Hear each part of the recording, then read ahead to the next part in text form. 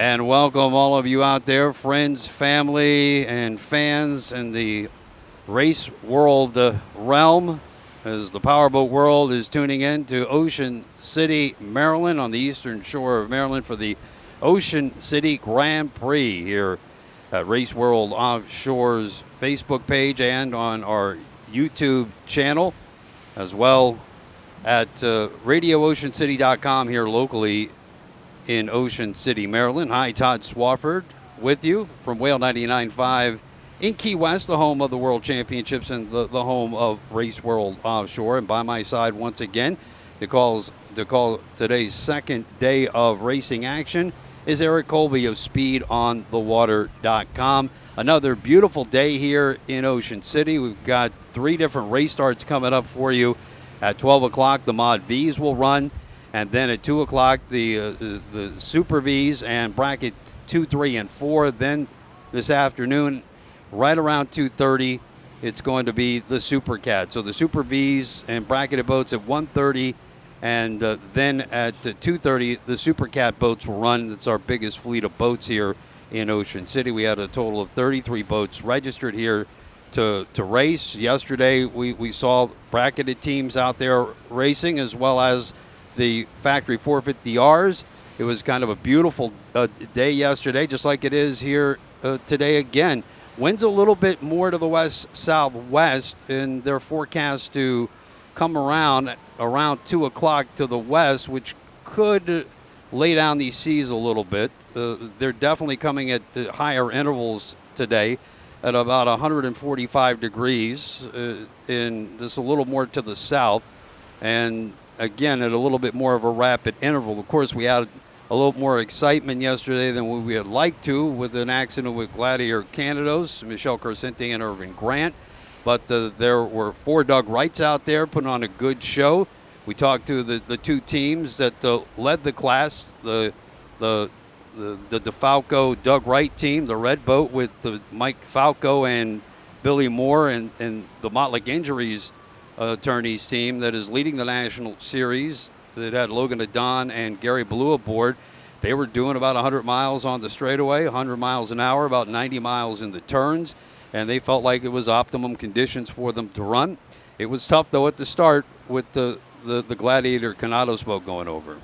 Yeah, Irvin said that they were coming up on the outside. They were in lane 4, which was closest to the beach, and they were running well over 100 miles an hour and just kind of took off and tripped it on the way down. And bad luck as much as anything else. It might have just caught a trough and over they went. And the good thing is because when they hit, they actually broke the canopy, the hatch on top of the canopy. Right. So luckily they ended up right side up, and were able to come out without having to be extradited by the rescue teams or anything.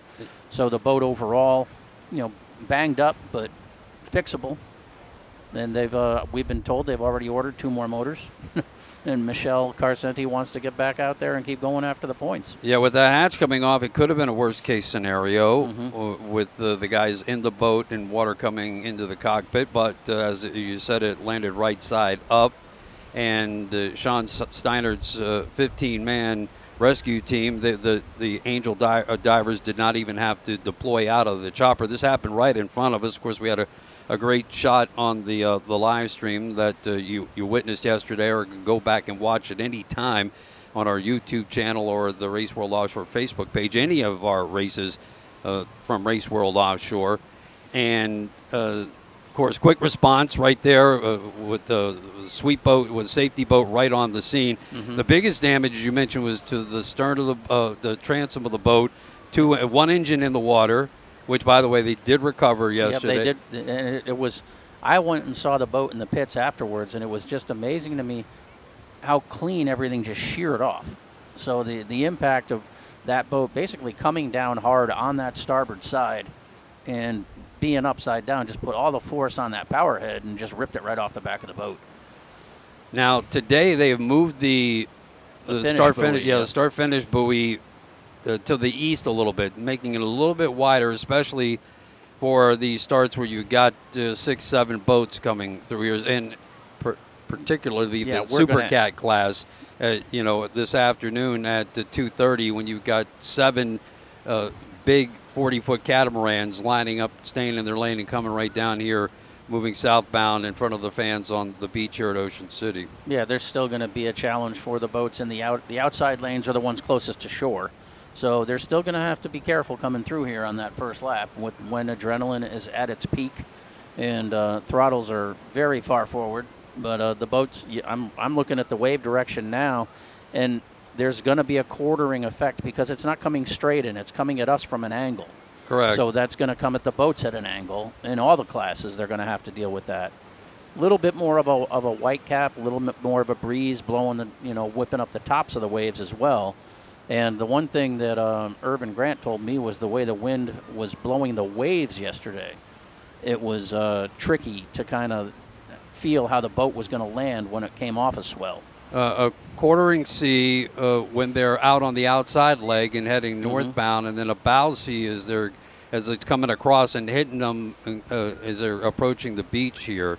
And it seemed like really the closer you got to the beach, the more effect that it had on the boats, as if the swell tightened up even a little bit more there. Well, the closer you get to shore, it's shallower.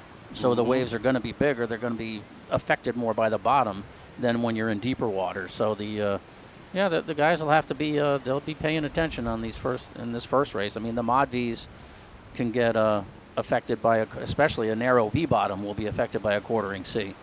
So the throttlemen will have their hands full with the trim. The Race World Offshore live stream is brought to you by Maximum Inflation. Stay safe and prepared on the water with Leland Management's Maximum Inflation CO2 cartridges. Trusted by the U.S. military, NASA, and the U.S. Coast Guard. Find these reliable rearming kits at West Marine, Cabela's, Bass Pro Shops, and local marine stores. Of course, this broadcast is also brought to you by Ocean City. Plan your visit, ococean.com. By Monster Energy, the official energy drink of the APBA National Series, and Sunoco Racing Fuels. Go fast. Locate near you at SunocoRaceFuels.com.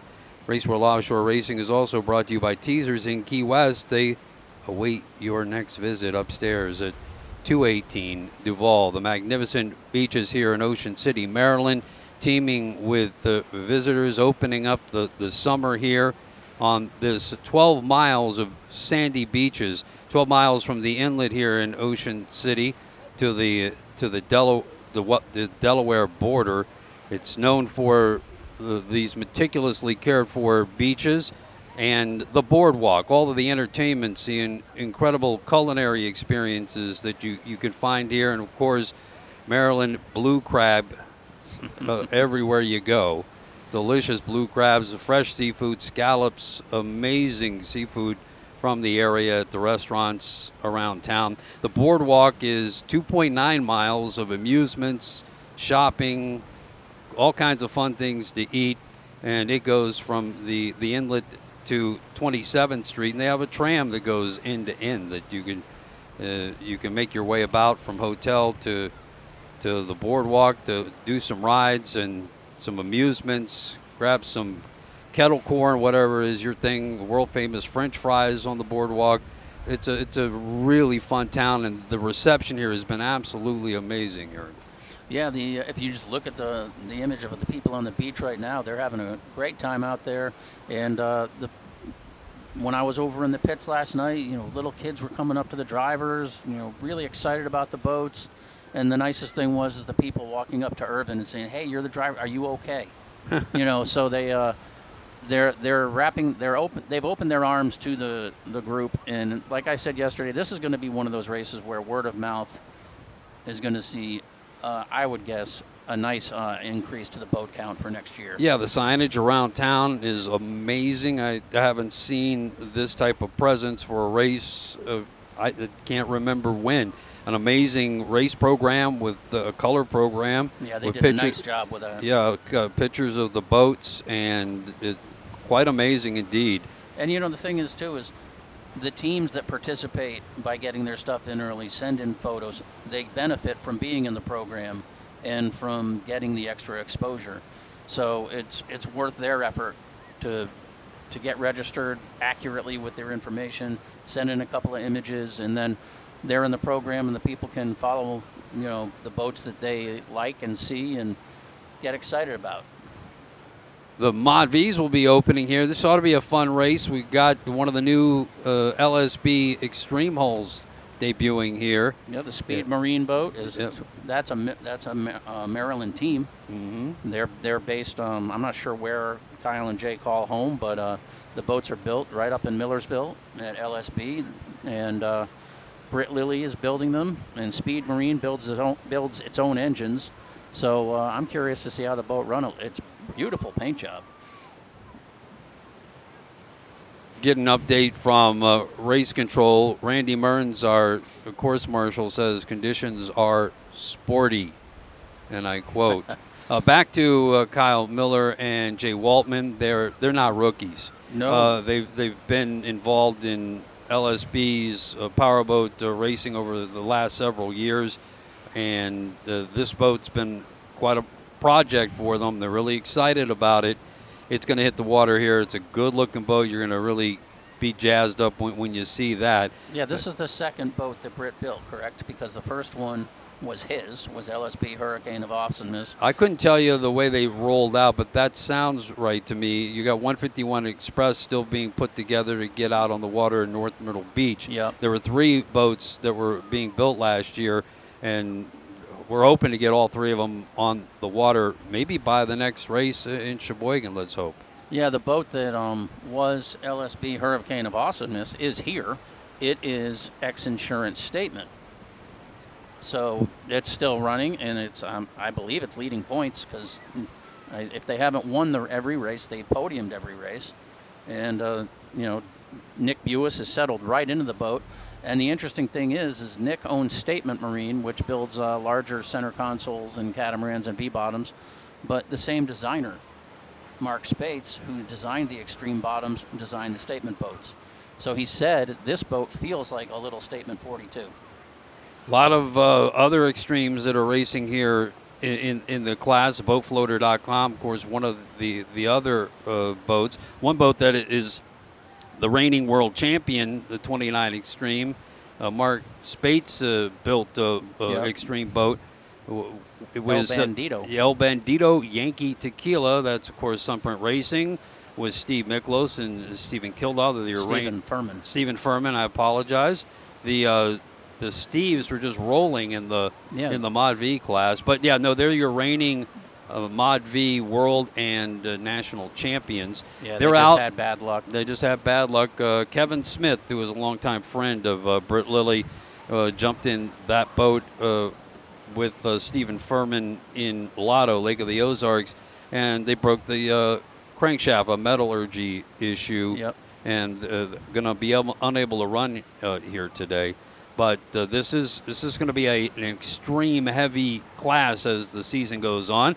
But we have other hulls that are racing as well here in Mod V. Yeah, the 32-foot Phantom is the boat that will. And the interesting thing here is it's a 32, while everyone else is a 29 or a 30, except for the bad boy that we'll talk about in a minute. But a 32-foot Phantom that ran well in Cocoa Beach. So the size element of that boat having a little bit extra length to span the waves could be a factor today. And then the 30-foot Phantom, Fast Boys Racing, that is a new one. That was only built, I think, a year or two ago, and that boat's fast. And Ken Bollinger's the driver for us, Riddle's the throttleman. They want to make a statement with that boat as well. So I'm looking for them to run hard today. All right. And then the 32 Bad Boys, kind of a one-off, so it's a little bit of an unknown to us, and we'll just have to see how it looks. We're waiting for the boats to come out of the crane area. Haven't gotten word that they're rolling to the ocean yet. Takes them about 15, 20 minutes to get out here. It looks like we might be getting an update from John Powell, who's helping us behind the scenes, that the boats may be rolling out towards the inlet. The current real strong in the inlet. It's always going to be outgoing here this afternoon. The boats are en route. And while we see them coming down the beach, actually, they've come out of the inlet and are heading down towards us here. And with that, let's take a look at the course here in Ocean City, Maryland. As you can see, right there at the start-finish line is where we are located. The far south end of the course is down by the Ocean City boardwalk. And this is a course where we run counterclockwise. It's a big, a long rectangle. The boats will go down to turn 2 and mill to the north of turn 2. They will mill counterclockwise, and then they will run down towards the start-finish line. They'll get the green flag, but we won't actually start counting laps until they pass start-finish.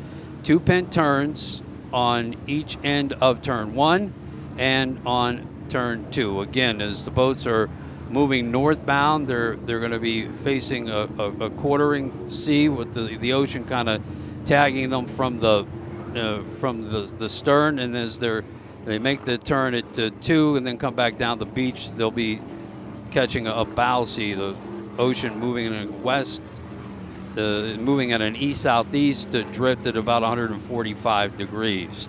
So there's your course.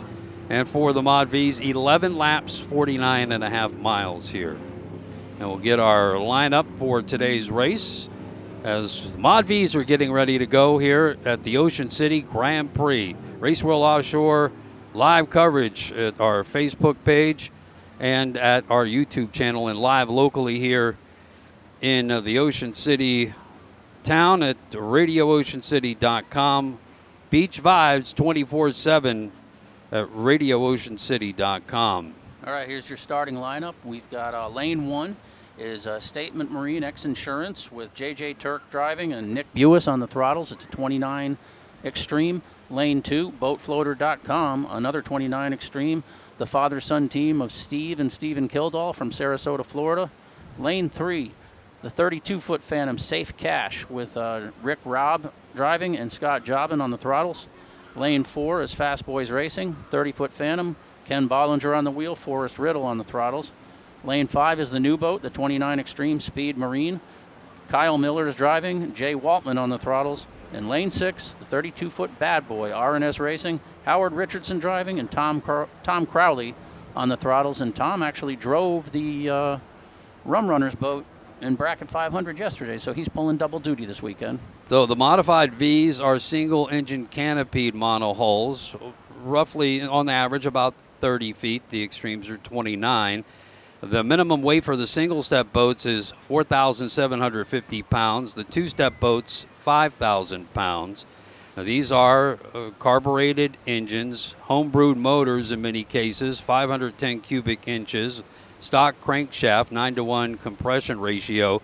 They use the Dart 1 Pro head. It's endurance-based, and the RPM is limited to 5,600 RPM.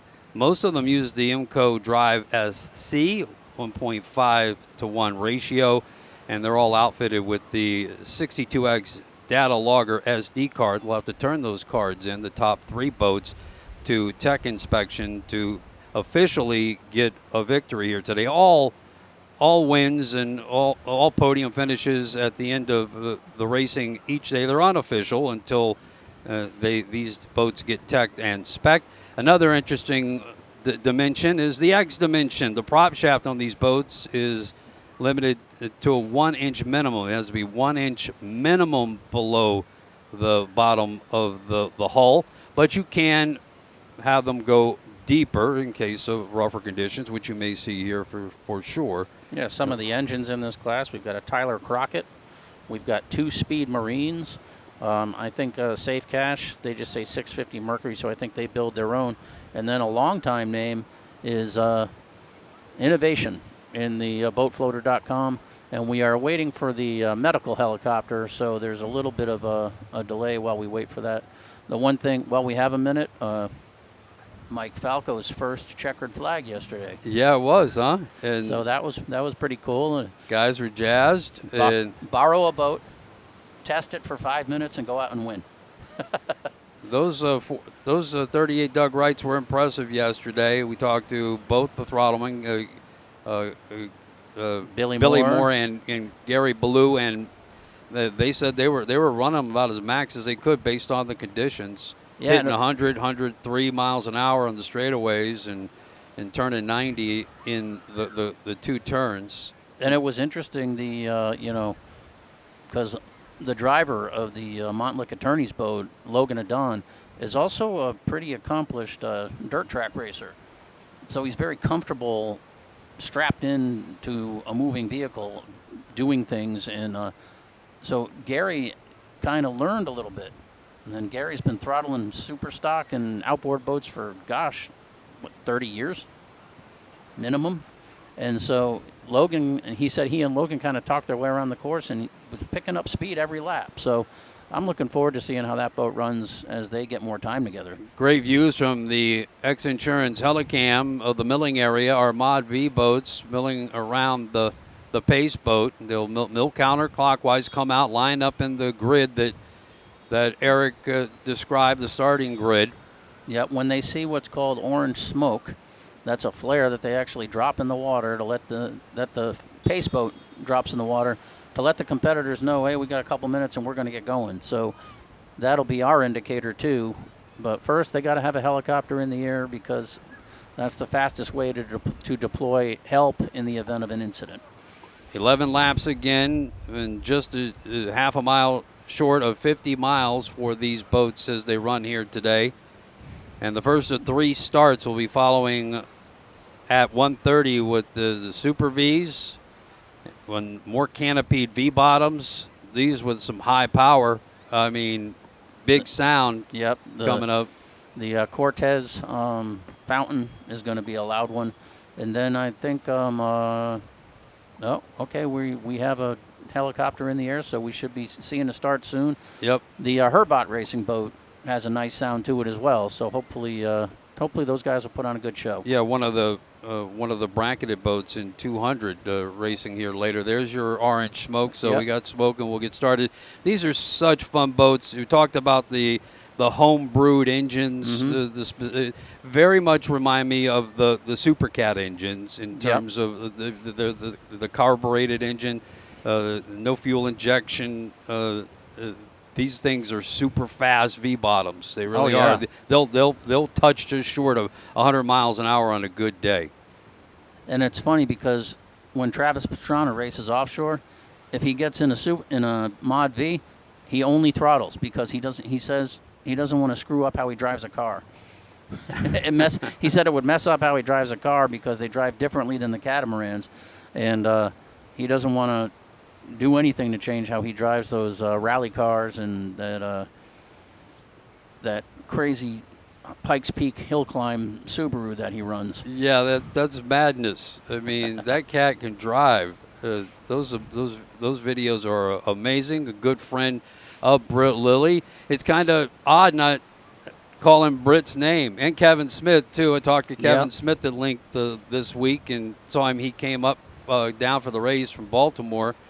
And it's unusual not having a Britt Lilly, Kevin Smith, or Britt and Kyle or Jay in the LSB boat. But now Speed Marine's got its own team, and Speed Marine has its team, and Britt is in the Dirty Money boat. And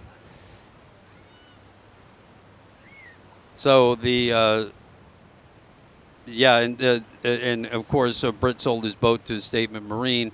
Nick Buis and J.J. Turk are running it very well. Yep, leading the national championship. So we were waiting for. Yeah, they did get their the rescue helicopter rescue diver up, and they're bringing the boats around to get them. Yeah, now into start order. Nick and J.J. need to continue their streak because yesterday was the statement, X-Insurance statement double wins in 500 and 700, and I'm sure they want to do it again.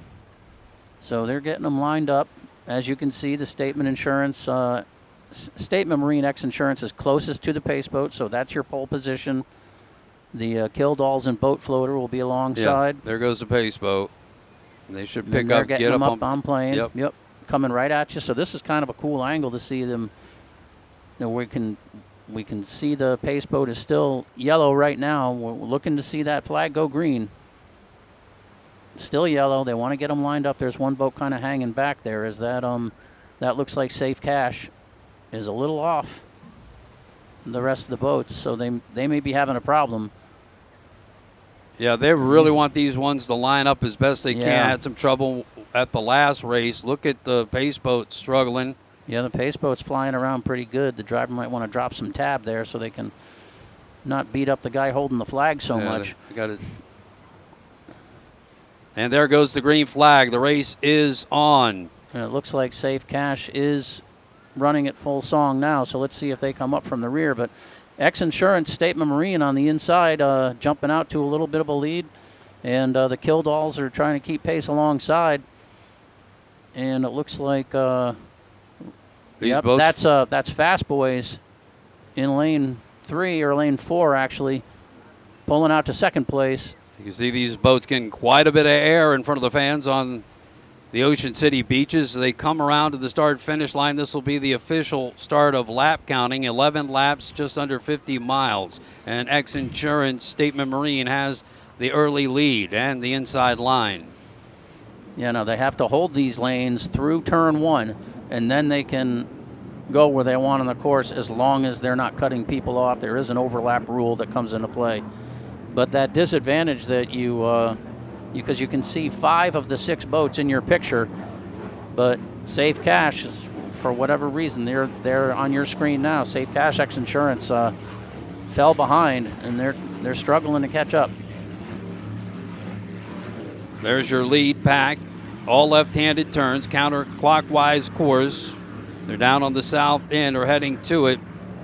And turn number 1 off the boardwalk. Look at Speed Marine and lane 4. That's your boat pulling to the front. And they're brand new Extreme, so they're not wasting any time breaking it in, are they? Nope. They'll hold a little more speed, but it'll take a longer way around that turn. We'll see how they straighten out as X Insurance takes the pin. Yeah, very close. And this is the X Insurance helicopter that's providing this, correct? Yes, it is. Yep. So there's that was your first. This is a 2-pin turn, so they're just gonna. I'm sure JJ's going to hold that as tight as he can in the Statement Marine X Insurance boat. And you can see the amount of distance that he gained, the shorter way around the course. Nick Buis on the throttles, JJ Turk on the wheel, as now they come down that northbound leg. And Nick is trying to just keep it level. The whole thing is if you can keep it level and keep it advancing forward rather than flying the boat up into the air. And there's RNS Racing, the bad boy. That's the 32-footer, so they're getting worked out. But this boat always runs level. These Extremes. Britt has done a good job getting the balance right. There's Speed Marine. Yep. And I'm not sure. I think Miller and Waltman. And I think that's Fast Boys outside of them, out to the right there on your screen.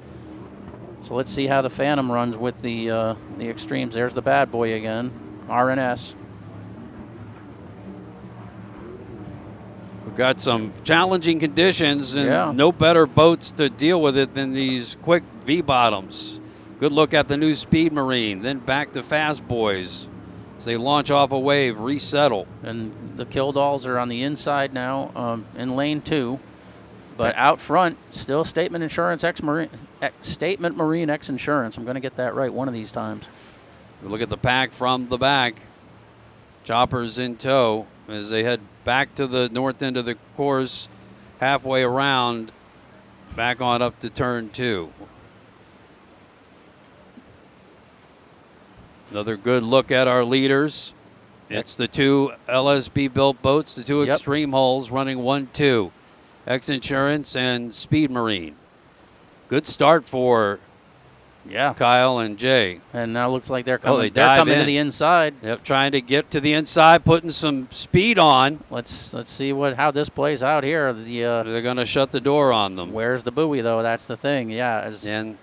Nope. They hold their line. They were able to stay inside. Will they get around X Insurance here? Beautiful shot from the X Insurance helicam.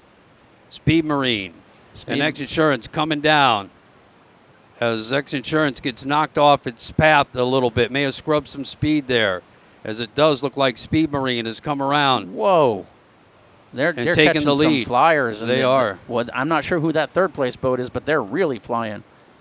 I think that's that might be Fast Boys back in third. Yeah, that the other green boat. So Speed Marine. Speed Marine is inside, just off to the left, out of your picture right now. Is still Statement Marine X Insurance, And then just back to the right, I believe that's Fast Boys. So about to complete lap number 1 of 11 here. And it appears that X Insurance has gone back out in front of Speed Marine as they come back down towards the start-finish line. Yeah, I mean, I don't know what the visibility's like from inside that, but JJ Turk is very good at defending a line. He's a very experienced driver, so that's number 1, Speed Marine 2. Yep, Fast Boys 3. They turned that lap at 63 miles an hour, so being very cautious in these conditions here. Boat Floater 4, Safe Cash 5, and Speed Marine's down. Speed Marine is off plane. All right. X Insurance now pulls out. Let's see alone around turn number 1. Speed Marine, Kyle Miller and Jay Waltman had a nice run on that first lap, but did have some engine problems yesterday in testing. And now, come on. Do you know if it was water pressure or? Never heard, but just okay. heard from race control they were under tow with engine problems. All right. Well, let's see if they can. These boats don't have the Guardian issues that the electronically controlled ones do. So hopefully, they are allowed to open the hatch and take a look and see if they can fix it without any assistance. But right now they're just sitting and bobbing. And they're in the course, so yep, it'd be interesting to see exactly. Yeah, there was a patrol boat coming towards them. No, they're under their own power. It looks like they're just moving to the inside of the course. Very good. So you have a yellow flag up on the patrol boat, but that's just right near where they are. And there's a Safe Cash boat trying to see if they can use their hull length to get back up and get into contention, but they don't look like they're at full strength, do they? Just don't look like they're up to speed. They've had a great season. They've been in chase for the national championship in American Powerboat Association Racing early this year. They are in third now because of that boat dropping off. They are. There's the look at our leader. And they've got a pretty healthy advantage now over the Fast Boys boat. Oh, yeah, big air there as they launch off a wave. Recover nicely. But even there, it settled nicely. It didn't, it flew level. These Mark Spates designed hulls now built by Britt Lilly at LSB Powerboats. Pretty amazing. There's a first generation Mark Spates Extreme. Mm-hmm. One of the very first built, probably the first 3 maybe. Boatfloater.com, Steven Kildall, the oldest running sponsor that I can think of other than maybe WHM. I mean, WHM is a self-sponsored Billy Moss Plumbing Company. Corporation, yes. Out of Long Island. That's right, but there's the boys. I guess it's going to be a bad end of the day for Kyle Miller and Jay Waltman. Yeah, they're waiting for a tow rope. As we go back to your leader from the X Insurance Helicam, great shots from Rick Lindsay's helicopter with his son Parker Lindsay providing our camera as they come around and run out in front and continue to lead. Looking back at Fast Boys now in Mod V as we complete lap number 2 of 11. Yep, they've got a comfortable margin right now over the Safe Cash boat. But let's see the boats yesterday. This is where they had their troubles, was coming down towards the finish line, coming off of that north turn with the way this quartering sea was kind of messing with them. And there were some holes, and there's the Safe Cash boat, Safe Cash X Insurance. This is where the throttleman has his work cut out for him. This is where, when the boat comes out of the water, they've got to be on their game, Eric. And they're gonna try to run the tabs at least level, if not down farther, to keep the boat level. They don't want to jam the nose in by running too much negative trim, but they want to just have it keep the way Nick's running that boat right there. That's exactly how it wants to run these waters. So the throttleman will have to lift the throttles, and when the boat gets back in the water, punch them back down and keep that boat up to speed. Yep, keep it moving forward instead of getting into a bouncing kind of feel, which you want to avoid. And here's the Fast Boys, the Phantom, still running well. You can see the tabs on the back of that boat are basically level. Boats continue to hold their speed after lap number 2. through these challenging conditions. This is Yeah, the lead is 11 seconds for Statement Marine X Insurance over the second place boat. We'll see if we can get an interval from second to third on the next lap. Watch this boat flying, launching off of waves 10, sometimes 15, 20 feet forward before regaining contact with the water. I believe they do have, I'm not sure if they have ballast on that boat or not. I'd have to check. Some of these boats at different times have used ballast tanks in the past, but I'm not sure of the current. Yeah, and some will just use ballast based on the conditions, Yeah. the weights in the boat. It all depends on the racing condition, and this is just like every other class of racing. You got to look at the conditions, decide how to set the boat up with weight and what propellers to use. Because other teams are watching these races right now and making their plans for later on this afternoon. Yeah, they'll be keeping an eye on this to check on conditions and kind of keep up with it. The RNS boat, this 32 Bad Boy, you can see it's a single step, and I did see they have the IMCO drive on that boat. I saw that in the pits earlier today, and they're getting a one-off hull dialed in is not easy. You don't really have any people to call on for help. You're doing it all yourself, kind of like Vinny Diorio in Supercat with his Outer Limits. But here's the Statement Marine X Insurance team doing what they do. Great look on board of the boatfloater.com father and son team. Been at it for quite a while. Yep, Steve killed all throttles, Steven killed all drives, and they added a new sponsor this year, or if not this year or last year, but it's a blaster, which is on the back of the boat there, and they make a PB blaster, which will free up just about any rusted bolt I've ever dealt with. Oh boy, Safe Cash, X Insurance is down in the water. We're just talking about in conditions like this how these boats get beat up and attrition can play in. Yep. I mean, that's part of it. The way these boats, they get bounced around, they get banged around. So everything inside the boat, the same thing's happening to that. Everything in that engine compartment's getting beat up. So managing it is part of it. Got a good chance to talk to Stephen Kildall on the radio the other day, and they're just having a lot of fun like they always do. Family affair with boatfloater.com. And by the way, you can catch those interviews if you didn't hear them live on my radio show from Key West on Whale 99.5. That they're loaded in at whale995.com. As you see X Insurance take a huge flyer. Just go to the Bubba Todd Show tab, scroll to the bottom, and click on RWO. And all the interviews here from Ocean City, you can listen to them, share them, download them. Safe Cash is back up and running. Good. Let's see what happens here. Got that situation straight. They had the hatch open for a brief moment. Now they're back up and running as we look at your number 2 boat, fastboys.com, chasing the X Insurance. Yep. Here after 3 laps in the Mod V race, Ocean City Grand Prix. Latest race of the American Powerboat Association National Series. Double points here today. Yeah, and if you look at the when the boat comes out of the water, you can see that the trim tab has a little bit of a negative application on this boat to keep it level. But back to the Fast Boys team. Ken Bollinger and Forrest Riddle. Did you catch an interval between those two or no? Did not. I did not either, sorry. But they look like they're making some time. Let's see if they continue to do so. Boat floater keeping it level here. Yep. They're not flying quite as much. And just as I spoke, it looked like they launched off of one.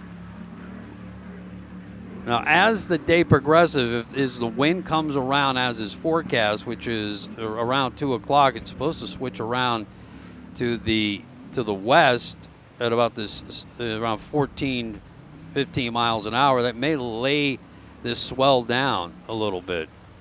But as of right now, it's causing havoc with these Mod V boats, just trying to keep the boats in the water. I have not seen a third-place boat come. Oh, here's the Killdalls just coming by us now. You see the X-Insurance Statement Marine boat on your screen, still leading. We're just kind of trying to keep track of the laps as well. So I've got Boat Floater in third and R&S in fourth. And we'll see if Safe Cash comes around. But X-Insurance Statement Marine, Nick Buis, JJ Turk still out front, still running a smart race.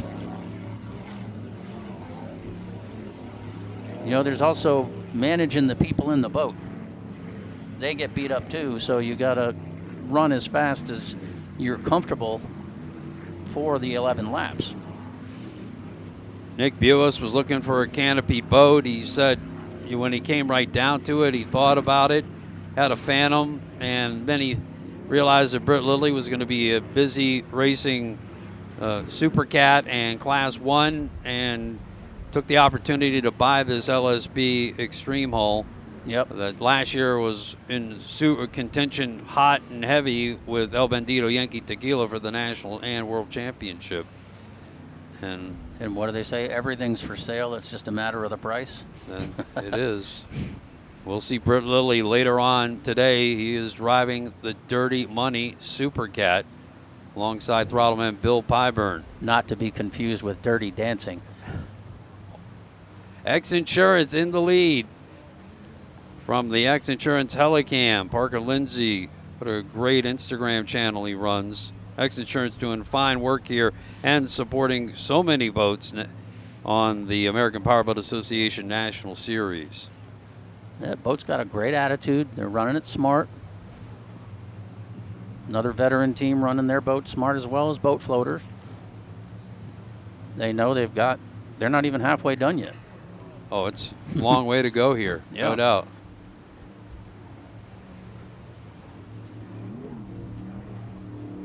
We watch the leader come around the north bend. Yeah. We'll get an interval this time around.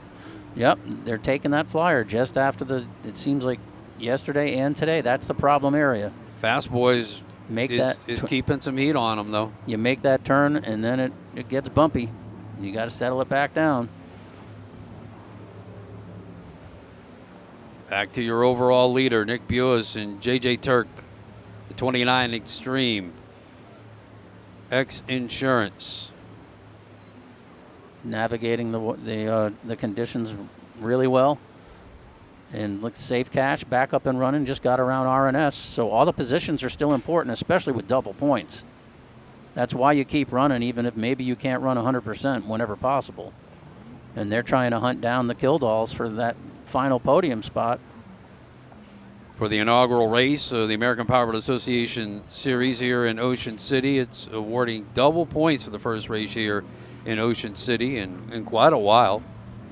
There have been several races here in Ocean City, not the first time the boats have been here. And here comes Fast Boys, who are, I would say, 9 seconds off the lead in second place. So they were 10 seconds 2 laps ago. Yep. So they're staying pretty tight there. And here is an overtake attempt by the Safe Cash team, trying to come around the outside of the Killdalls in the north turn. And let's see how this plays out, because if that gets them on the podium, then they got to stay there. So this one's far from over for the last spot on the podium, because look at R&S is right there. That's another 32-foot boat. The size of the boat could come to their advantage as the race wears on. 3 boats all fighting it out. Plenty of room. They're giving each other space.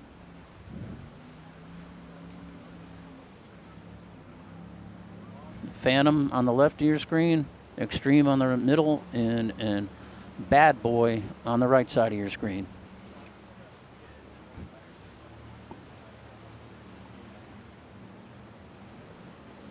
And it looks like the Phantom is pulling ahead as they come to the start-finish. Well, you imagine that extra length, the 32 feet, was going to help them. And whatever issue they had earlier, it looks like they've gotten that settled. Yeah, they talked about how their size helped them span the waves in Cocoa Beach, too, where if they didn't finish second, they weren't on the podium. I know that. I can't remember if it was second or third, but Fast Boys is trying to make a run on the outer leg. But here comes, Safe Cash is up to third. It's only about a 2 to 3 second interval over the Killdalls, and here comes RNS. So boat floater hanging in there at number 4. RS number 5 trying to move up on the inside, and let's see if they make a move here. only have one boat out of this race. That's Speed Marine that exited after making a challenge for the lead after lap number 1. Yeah, it looks to me like RNS is getting inside of them to come up to the south end of the race course. That's going to be a good battle for the last podium spot. A lot of water to cover, a lot more racing to go in Mod V. Look back to your top 2 boats with X Insurance in the lead, Fast Boys in chase. X Insurance running Tyler Crockett engines and Fast Boys running Gellner engines.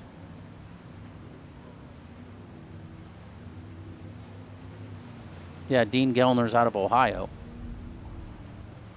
And Ken is a fan of his, so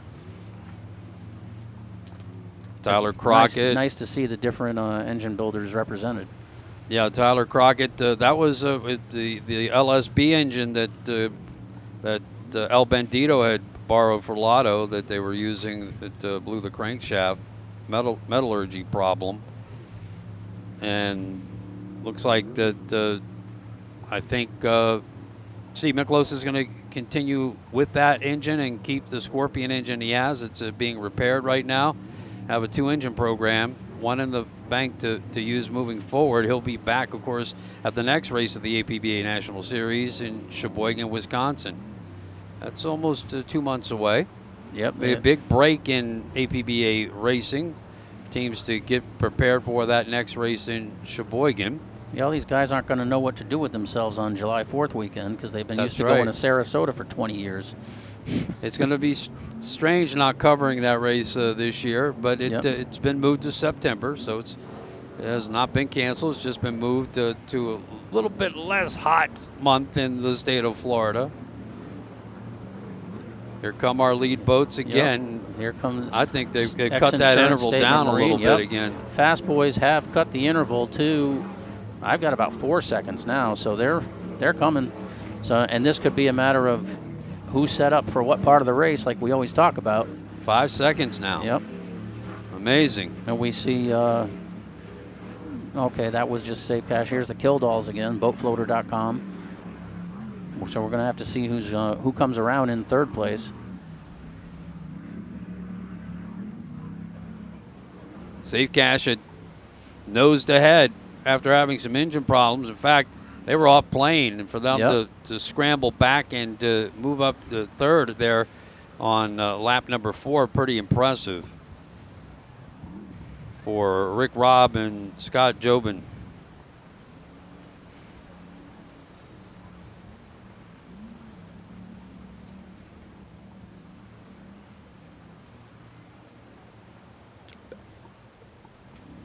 X Insurance in the lead in Mod V here as we look overhead from the X Insurance Helicam. Live coverage on Race World Offshore's YouTube channel and Facebook page of the Ocean City Grand Prix, the next race of the American Powerboat Association. Also live here in Ocean City at radiooceancity.com. So here's your Safe Cash boat. Safe Cash. That's an X Insurance sponsored boat as well. With Rick Robb and Scott Joe. Are we saying Jobin or Jobin? That's kind of what I was asking. Yeah. I'd go Jobin because it's not 2 B's. But we'll ask him. I'm pretty sure it was Jobin. And here's the Killdalls in the boat floater boat. And the thing is like if you talk to Steve Miklos, he says the Extremes all have the same bottom basically. It's just the hydrodynamics and the aerodynamics of the deck design that can. You see the way that deck is, and here we have the 32 Phantom tractor pipes. Give that thing a nice sound, and they're showing why offshore racing is an endurance sport. Stopped, came off plane, checked out a couple things, got back to it. This is a fun class. And again, 29 to 30 foot monohulls, canopied, single engine, carbureted engines. I do believe RNS Racing did get past Boat Floater, and Boat Floater's now running 5th. But your overall leader, Nick Buis and JJ Turk. X Insurance. Nick from the west coast of Florida. Cocoa Beach is home for JJ, and he helps put on the Cocoa Beach race. Out of the very deep Stateman Marine Camp. Yes. Out of the Clearwater area, Stateman Marine. Nick Buis, Owen Buis, Nick's son-in-law, Ricky Harmeyer. A big family contingent walking around in those black and green shirts. Take a look at the Phantom, then back to The bad boy, RNS Racing. Yep.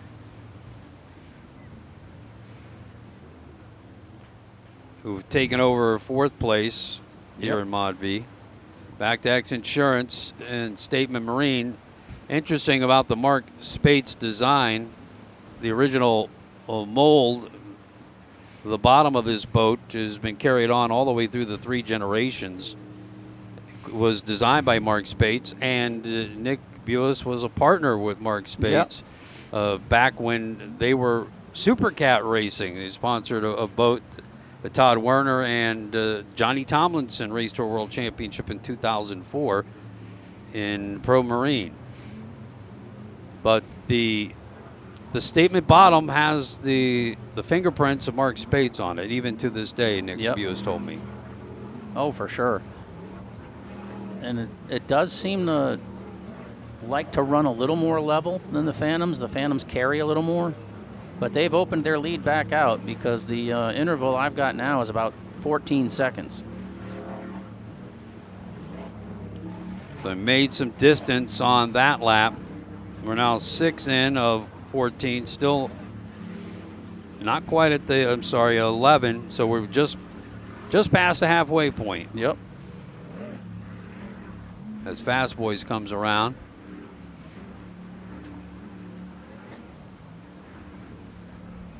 Quite possibly Nick and JJ got word from the shore that they needed to put some more speed out there. Yeah, because they went from, what was it, 4.5 seconds or so back out to 12. Yep. All unofficial. This is just us clocking it with stopwatches, but and all results here. It gives you a good idea. Yeah, all results here too are, at the end of the day, are unofficial. These boats have to go back and pass inspection, turn in their data cards. They have certain tech criteria they have to meet. They can't exceed a certain RPM. Each class has its own little idiosyncrasies. You've got to hit your. These boats put on a show. You got to hit your turns. You got to make your. You got to count your laps. You got to make your turns. You got to make weight. Can't hit buoys, so there could be penalties. But we'll call them as we see them, and they'll get their checkered flag at the end of the race for a well-deserved win. But it could be sorted by tech officials at the end of the race. Tremendous response here locally by the town of Ocean City. Beautiful beaches, lots of people coming out for the beginning of summer to watch the races here on the over 12 miles of beaches in Ocean City up to the Delaware border. Lots of families, as you mentioned earlier, Eric, enjoying mingling with the race teams down in the dry pitch, which is what is always fantastic about powerboat racing, how interactive it is with fans. You can actually get down, see the boats up close, meet the drivers, throttlemen, their families. It is a very family-oriented event and what is a fantastic, fun, family-oriented tourist destination, OC, Maryland. That's Ocean City, Maryland, with the boardwalk and all kinds of great culinary experiences. And here on the Eastern Shore. And the teams will set up chairs in front of their boats and by the trailers and just hang out because they know the fans want to come say hello. It's a great interactive sport in that regard. About the only one that I think is similar to it is for the in the NHRA. You pay to get inside the location. A lot of drag races, and it's very open atmosphere like that as well. X Insurance in the lead as they dig in. Yep. And head back down for the completion of lap number 7. Yeah, they might be feeling this one tomorrow morning. Whoa. Yep, Fast Boys is trying. They're trying to close that interval, but this is X Insurance Statement's race to kind of control right now. They can pick their lines. Yep. Stay in the clean water. It's we mentioned this yesterday. If you're and you can new see to powerboat racing, you want to stay in the clean water. And they're getting lighter as fuel burns off, because look at the tab now that it's more negative. So he's keeping it level using the trim that's at his disposal. But they prepped. I think they made the right call as far as getting the boat to run for these conditions. Oh, look at Fast Boys way towards the beach here, looking for some cleaner water. They definitely Yep, they're 4 seconds, but they are way wide. Yeah, so they're going to have to. They're making a long course. They can carry more speed, but I'll tell you, J.J. Turk is turning this boat. Yeah, very tight. He is a good driver. He learned in that Phantom with Mike Stancombe, and then with Nick, and he's developed over the last few years into quite a driver. This will be interesting to see how they sort on the back end. But man, look at this run that Fast Boys is making. It could have been, with the way this wave direction is, that Fast Boys taking that line turned it into more of a head C than a quartering C, and maybe the Phantom runs better that way. So they came across the wake through the floater is out. Yeah, and now have to go back through it again as Nick Buis and J.J. Turk closed the door there on that east buoy. Yep. On turn number 1. Continue to maintain their lead. So we have 2 boats out now. Now boat floater is out of today's race, which is too bad. You never want to hear that. But X Insurance Statement Marine is just continuing to show good pace and good setup. Well, you hear nothing but awe about these extreme hulls from the guys that run them. Yeah, absolutely. And it was a good move by Nick. A great winning boat's available. You want to get into the class, why not buy the best thing you can buy? And you have to feel like his son Owen Buis is going to end up in one of these boats, whether it's a Mod V boat or another canopied boat. Yep. You got a lot of young drivers out there in the factory 450R class as well. Yep. So Owen, who will be 16 very shortly, will be able to get into a canopy boat. He, of course, won yesterday in Class 700 in the X Insurance sponsored boat there. Look at this race for first and second in Mod V. This is on the north end. Again, tight to the turn will go X Insurance. Fast Boys said that they went out to Lotto to try to show their speed and show that they were contenders, and things didn't quite work out there. So this is them showing what they've got, and they're keeping them honest for sure. Fast Boys a 30-foot Phantom. They stayed to the inside there. They're going to have to probably cross through a wake here and go to the outside. Unable to really make up any distance there, although they did get close as they headed into turn number 1. Now again, taking that water closer to the beach. They head down this roughly 2-mile straightaway, heading southbound now. But if you look, I mean, you can't see it so much on the screen, but our vantage point looking out at the course, it looks like it's calming down. Let's check those winds and see if they've come back around. We watched our top boats in Mod V still pretty much southwest at 14 in our last report as X Insurance makes up some distance. Back to your number 3 boat, Safe Cash. Safe Cash, X Insurance, yep. And The keeping it together, still holding on to that 3rd spot right now. So anytime you're on the podium, especially with double points, that's a good day. A little bit extra speed on that lap, 65 miles an hour. They've been running about 63 up to this point. I got about 7 seconds for the interval there.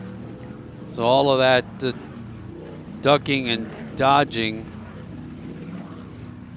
and protecting the line by X Insurance pays off, and Fast Boys are unable to make any ground. So you look at RNS Racing making the big wide sweeping turn out in front of the lead boats right now, as you'll see them come onto the screen.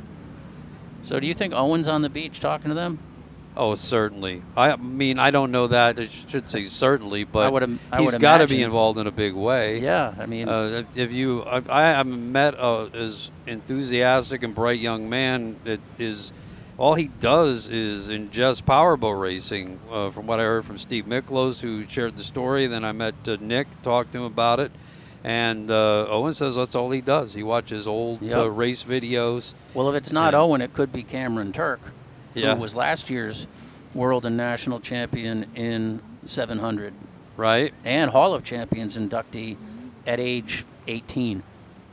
So there was a whole group of young guys that got involved there, and Nick Buis, he blames Michael Stancombe for all the money that he's costing him right now. Because Dominic. And Dominic is racing go-karts this weekend, sponsored by X Insurance. So we wish him well running around getting hot on the tracks out there in Indianapolis or wherever he's racing. See X Insurance lapping RNS. Yep. Continue to run their back and forth overall. Oh, Fast Boys is down. Has gone down. Wow, what a nice run they had. Let's see if they can get restarted. Ken Bollinger and Forrest Riddle have been running hard, challenging for second. Let's see how they sort themselves out. Because otherwise this would move Safe Cash up into second. Yeah, but back to Owen, you got to imagine he's part of the Land Communications back to them, because he's just, that's all he thinks about and loves is powerboat racing. And it's just, again, it's so cool to see all of the young people that are getting involved in this sport. They're going to be the next generation of drivers and throttlemen in this sport for certain, and it's so young. And that type of infusion of energy is fantastic for American Powerboat Association racing. And speaking of some young people, we'd like to send our best wishes to Ryan Stallman, who was in Key West last year and had a little bit of a situation, and I hope he's doing better. And his dad owns the Predator boat, one of the most popular boats on the tour when it's racing. So we're going to have to see how this class sorts out now as we watch X Insurance, Statement Marine, kind of a battle, winning the battle of attrition as much as anything else. And I mean, the boat is just running strong at this point. The boat behind it has been lapped. Yep. It's been a winning boat this year. It's the overall leader on the APBA National High Points standings, and with this double points race for the inaugural Ocean City Grand Prix, if they get those double points, they're going to be in a commanding lead as we take almost 8 weeks off before heading to Sheboygan, Wisconsin for the next event here on the series. Yeah, a commanding lead in all 3 classes for the Turks and the Buises. That's right, Class 500, where Nick and JJ won yesterday. And those results now official. Yep. Yep, and Class 700 for Owen and Ricky Harmeyer. As here they come, settle the boat down, head across the start-finish line. No intervals to grab here. No, not anymore. And we are 3 laps left in this race. For the Mod V class. Just bring it home at this point. Back aboard Rick Lindsay's helicopter, X Insurance sponsored Helicam. With Parker Lindsay shooting the camera. Check out his Instagram page. X Insurance, big sponsor of the APBA National Series. APBA National Series, but it's cool to see them, because usually you think sponsored boat, you think bigger boat.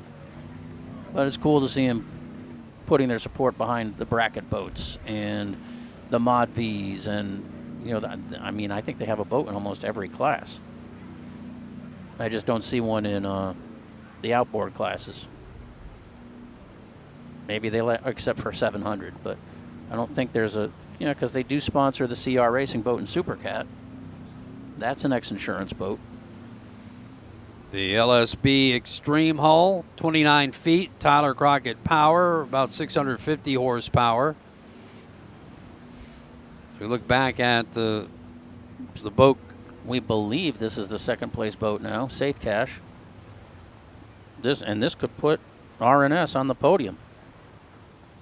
They may be at the back of the pack, but that puts them on the podium in third place at this point. As attrition is taken out Speed Marine early. Yep. Boatfloater.com and then Fast Boys.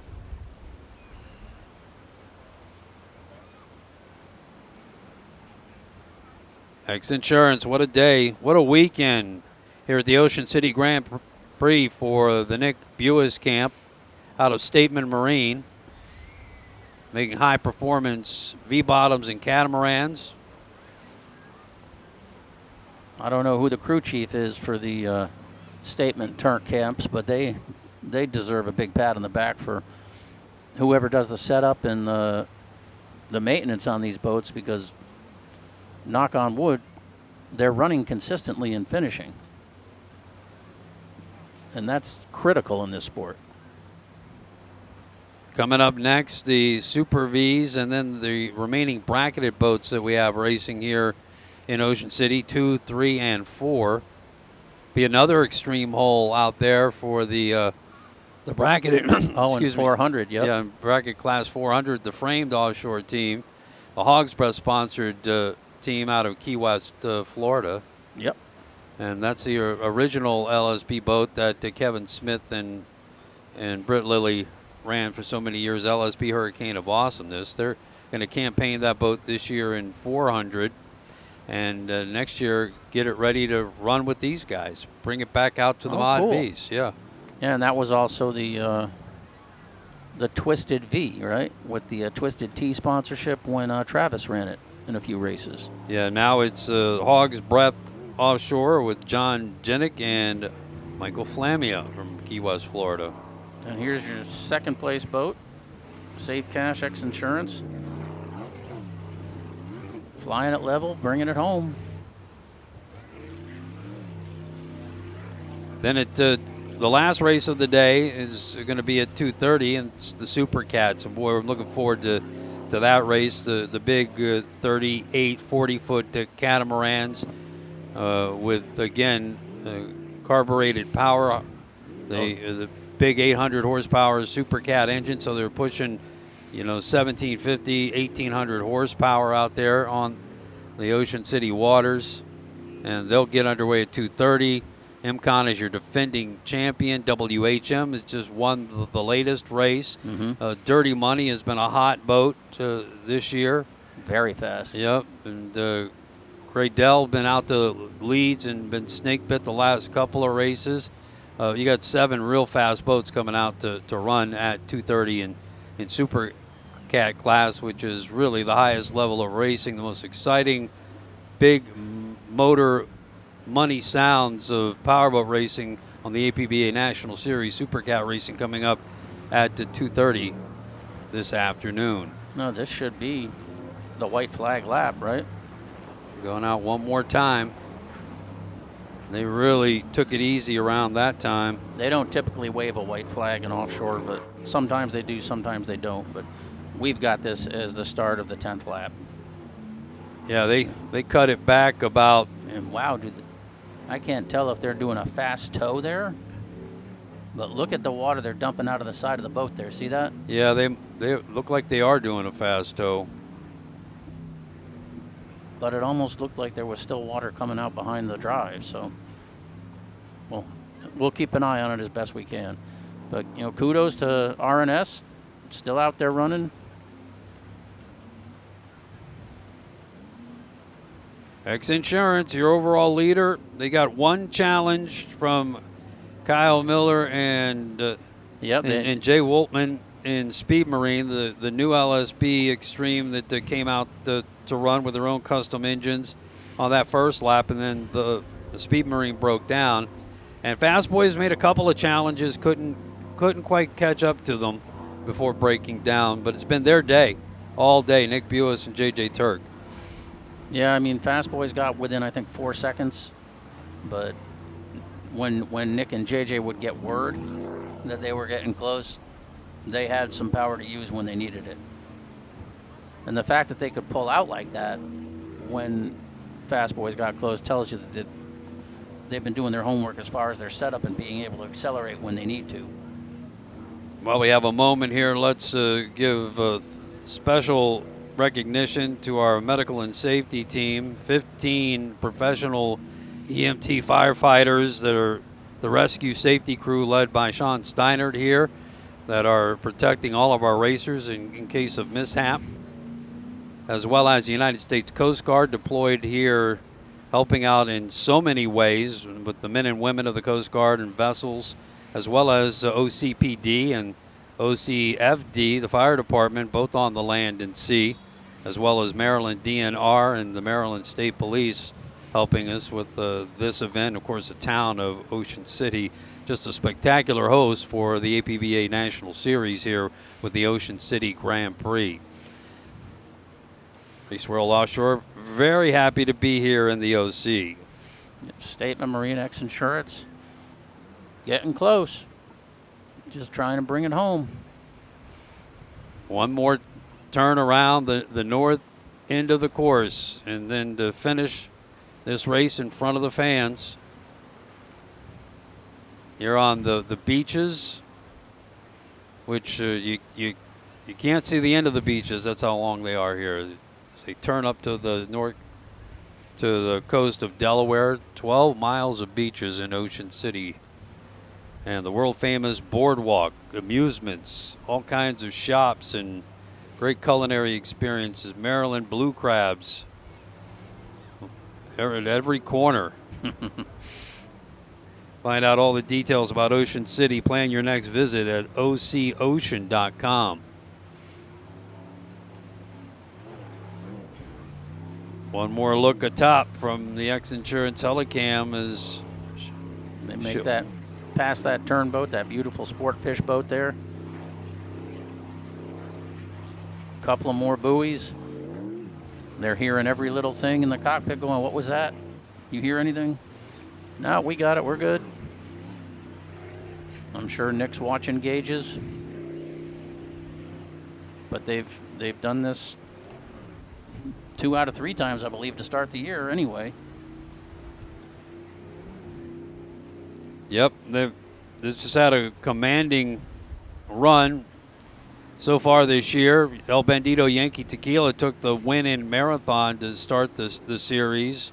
Another rough race in a very different way on the bay near the old 7 Mile Bridge. That's a great one to go back and watch on our Race World Offshore YouTube channel or Facebook page.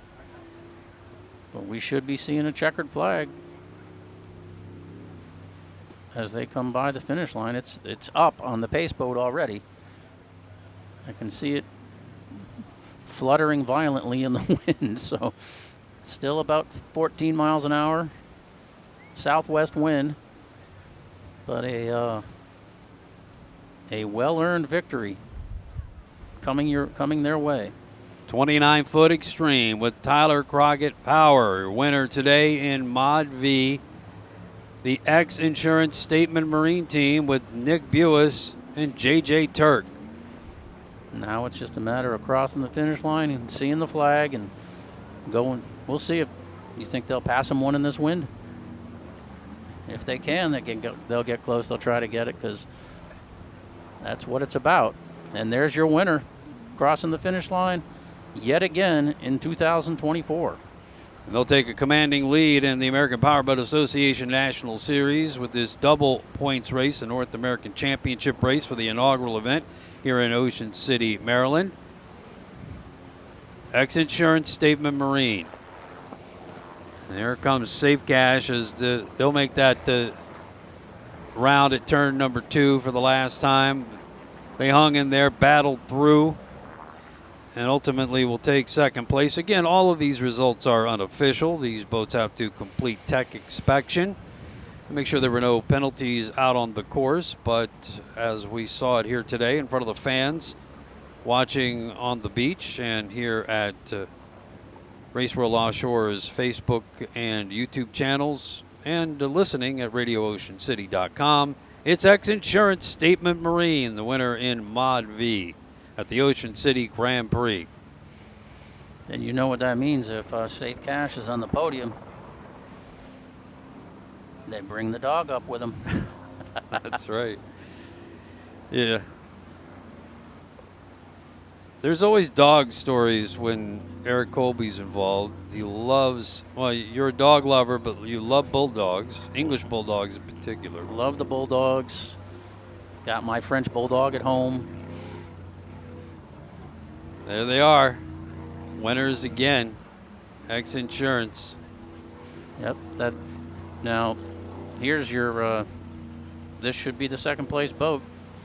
After going dead in the course, persevered. Got to give them credit for those. Never say die. Those opening laps were quite spectacular with the groups of boats lined up together, hopping waves. That Speed Marine boat was fast. They just got to find out whatever that gremlin was, but I'm sure they will. Those waves continuing to roll in from the ocean, not at great height, but at consistent, tough intervals coming in out of the southeast. Yeah, just keeping it tucked to the water and let the boat take the punishment, not the people inside. And that change in wind has just started. Weather reports west at 20 miles an hour right now at Ocean City Inlet. So that may help lay some of this swell down. We'll have to keep an eye on it.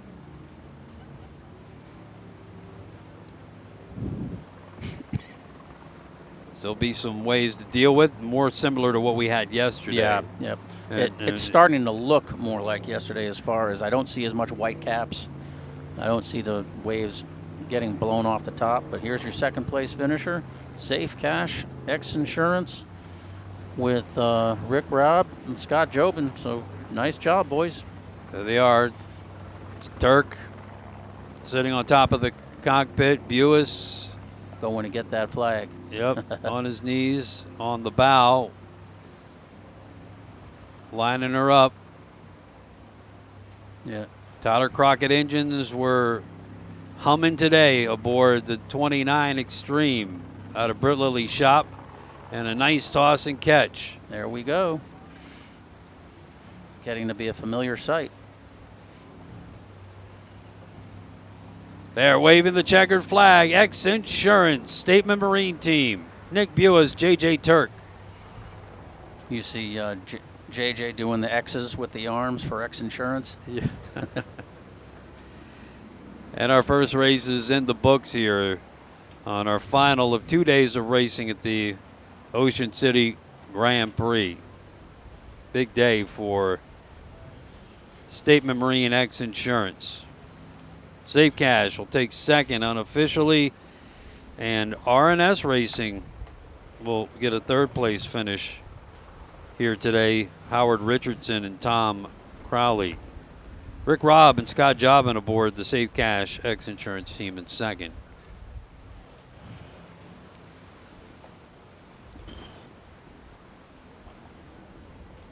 Live coverage here of the Race World Offshore Ocean City Grand Prix at Race World Offshore's Facebook and YouTube channels, brought to you by Maximum inflation. Stay safe and prepared on the water with Leland Management's Maximum Inflation CO2 cartridges. Trusted by the U.S. military, NASA, and the U.S. Coast Guard. Find these reliable rearming kits at West Marine, Cabela's, Bass Pro Shops, and local marine stores. I'd also like to thank our local media partner, which is Radio Ocean City, Beach Vibes, RadioOceanCity.com. Also brought to you by Monster Energy, the official energy drink of the APBA National Series. You can see the Monster Mile buoys located off the beaches here in Ocean City. Sunoco Race Fuels. Go fast. Locate one near you at SunocoRaceFuels.com. Harrison Group, Hotels, Restaurants, Relaxation, OC. And Bull on the Beach, open pit beef, hand-cut steaks, and raw bar. The Ocean City Offshore Grand Prix sponsors, thank you all very much. So our next race, we'll have more V-bottoms to watch. Eric Colby with me from SpeedOnTheWater.com. Of course, you can get the complete recap. When will your story launch on SpeedOnTheWater.com, do you expect, my friend? I would expect tomorrow morning.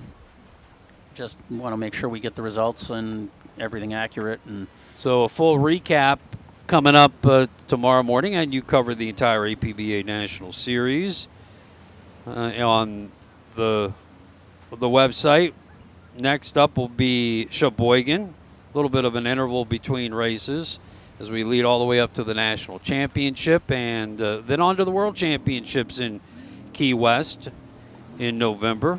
For over 40 years, the World Championships have been hosted in the city of Key West, which is kind of like it's the biggest race of the year for powerboat racing, and one of the biggest races that the world has ever put on. And we often get people that travel all the way from far spots internationally to come race in that event. But you'll be covering all that at SpeedOnTheWater.com. Just got a text from Billy Shipley from Team Woody. Yeah. Watching from Texas. Looks like it was bumpy out there. That Team Woody boat might have looked pretty good out there, that Levy craft. Yeah, or the fountain. Or the fountain running in 200 or 300 against some of these boats that are some of the boats that unopposed in the next race. Yeah, Team Woody has raced over the years.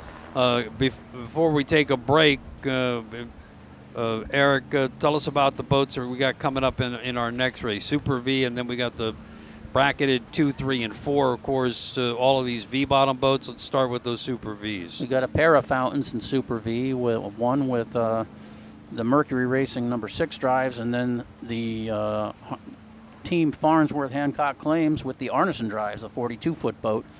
So that the Farnsworth boat is leading points right now and has a comfortable lead, I'm pretty sure. And then in your bracketed classes, we have an open cockpit 38-foot Scarab, locally owned, as the sponsored by Bull on the Beach. Then the Herbots, the father and son team, in the I believe that's a 38 fountain. And then bracket 400 could be interesting because you're going to have the 29 Extreme canopied boat against the twin-engine 34-foot Phantom Simmons Marine. Yep. So Simmons is going to have a size advantage, but we'll see how the Hog's Breath boat can. Yeah, we saw that battle in Marathon, and we'll certainly see it out here again. Bracketed racing again for those that didn't join us yesterday. These boats in bracketed 2, 3, and 4, they've got a speed limit to follow, so to speak. They're GPS monitored, and each class has a bracketed speed that they cannot exceed. So it's quite a challenging race for these boats. It's like being behind one of those Napa delivery trucks, and it says, "This vehicle monitored by GPS cannot." So same kind of thing. They get handed a GPS tracking device, basically, by the officials at the start of the weekend, and then they turned it in after their race, and the officials check to see if they exceeded that speed for their class. And then at 2:30, the big Supercats will rumble here off of Ocean City, Maryland, as we continue racing. Eric, we'll see you here in a few minutes as we get started with our next race of the day. We have some special guests coming up to join us, and John Powell, part of our team, joins us once again as we're in the intermission report. And John? Pop on up. Hey, I'm here. Hey, there you are, my What a friend. great day, huh? What great conditions. That was impressive. Some of that air those guys were getting was just impressive. Why don't you guys sit over here? We got our guests from Town of Ocean City. Yep, Town of Ocean City. Special events joining us, Frank Miller and Brenda Moore. And JW spent 20 years raising a family, running a business here, knows a lot about it. As I told Tom yesterday when he joined us, that I come up here often to see my good bud John Powell. So I spent a lot of time and a lot of fun days here in Ocean City. First of all, thanks for having us. What a great event. The Town of Ocean City has really been a great host to powerboat racing here in Key West. Welcome, Brenda, and welcome, Frank. Thank you. Glad to be here. You guys done a fantastic job. Well, the weather helps, certainly. Well, it doesn't One it thing always. we can't control. Right? Doesn't it always? Yeah. The beaches here are amazing, JW. Well kept and well stocked with tourists during the summer. You know, over the years living here, people would always call me and ask me, what the greatest thing about Ocean City is. And I always tell them, I say, well, it's the cleanest beach that you're ever going to go to. Every morning, every single trash can is emptied. And, I mean, it's a perfect place. And it's very accessible, too. There's a lot of parking everywhere. And like we were talking about yesterday with Tom Perlazzo, there's events virtually almost every single day. So there's always something to do in Ocean City. Yeah, the beautiful beaches. You guys, Frank, you seem like real pros at running events. The type of support that you put out, what a fantastic program. There's signage everywhere, and the support from local officials and local law enforcement, top notch here. Thank you. Yeah, we turn and burn a lot of events during a calendar year. We're probably 100 outdoor events on public property annually. That does not include the events that Rec and Parks puts on. That does not include the Ocean City Convention Center events. So we're well over 200 some events per year here in Ocean City. So we stack and pack. Yeah, I mean, just like the power boats here, not only do they have that, which is a special event, but they also have the regular events, like he was talking about with the Parks and Rec Department. They've got something going on almost virtually every day. With Sundays is Sunday in the park. Mondays there's a dance on the beach, and then after 4th of July, every single Monday there's fireworks. And like you were saying, Brenda was saying earlier, you can never get too many fireworks. So they've got people love them. Yeah, got fireworks on Sundays after Sundays at the park, and then I think isn't there a concert that they have in the summertime down by the inlet? Yeah, well, we do several series during the summer. Sundays in the Park is every Sunday night. We'll do a concert. You can get an ice cream, and then we do some fireworks, and that's every Sunday night through Labor Day. Then on Monday nights, starting after July 4th, we'll do an OC Beach Dance Party, which is DJs on the beach, giving away stuff, and then we end with fireworks. And then on Thursday nights, during July and August, we do Sunset Park, which is right over next to the Coast Guard station. And we'll do a concert there every night, or every Thursday night, too. That's really laid back, too. And I know that sometimes the classic cars, the local guys, go out there and they show off their cars. So, I mean, from all the way from infants up to 80, there's something to do in Ocean City. There really is. Yep. There's a real family vibe here. And again, it goes with powerboat racing. We talked about how in the dry pits, families could come in and interact with the boats and get up close with them. But obviously the centerpiece of a lot of that and where Ocean City built a lot of his reputation is with your world-famous boardwalk. Yes. Tell us about the boardwalk. That's a must. What's it, about 3 miles long? Yeah, about 3 miles. From the inlet up to about 27th Street. Stores. It's all along the beach. Great restaurants.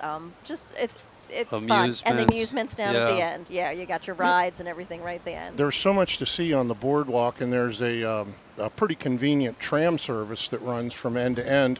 You pay one fee and you can ride it all day, up and down and back and forth. And there's, like I said, it's 3 miles, so it's a lot of walking, but there's a lot to see with the shops and the hotels, the amusements, the arcades, etc. Yes. And like you said, they're out there cleaning all the time. They're emptying the trash cans.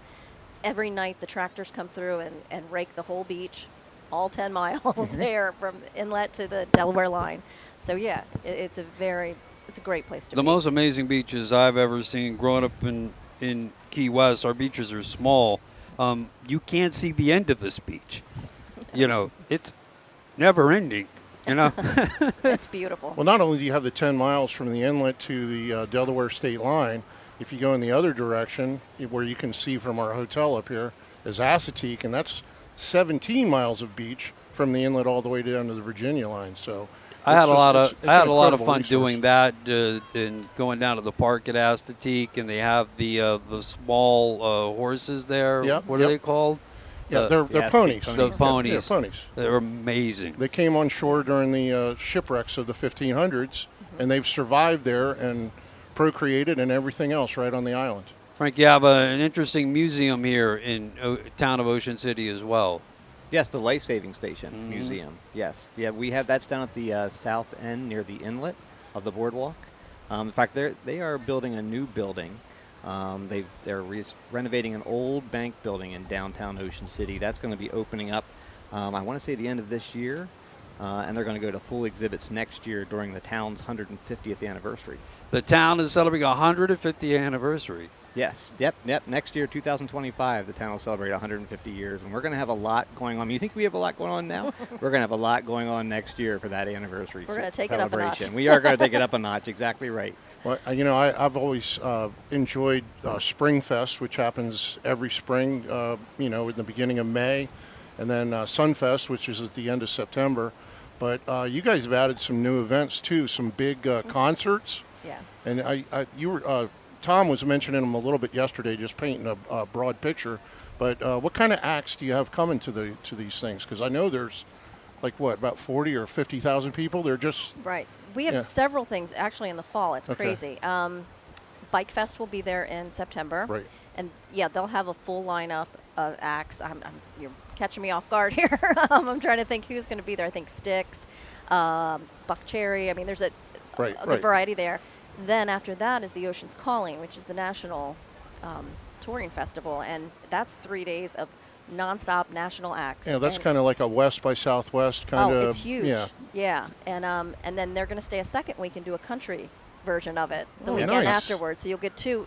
I mean, they're massive events. That is And awesome. those two events are very unique because we actually privatize from North Division Street south on the boardwalk. All those storefronts become part of the inside of the event footprint, and it's a giant party and celebration on the boardwalk. It's a rare opportunity in those two events. Yeah, there's not many festivals actually on the sand.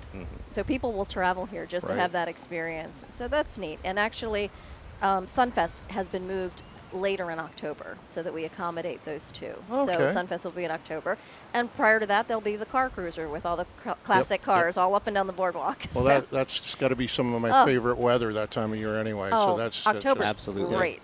Yeah. And then we go right into Winterfest flights in November through the new year. always So- something going on in Ocean City. So much to do. do here in Ocean City. Brenda Moore and Frank Miller join us from the town of Ocean City talking about special events. And let's talk about this event, Frank. Coming up in the next race, you got some local boats running. I know Bull on the Beach has a sponsored boat here, but the very first race that was run here was in 1992.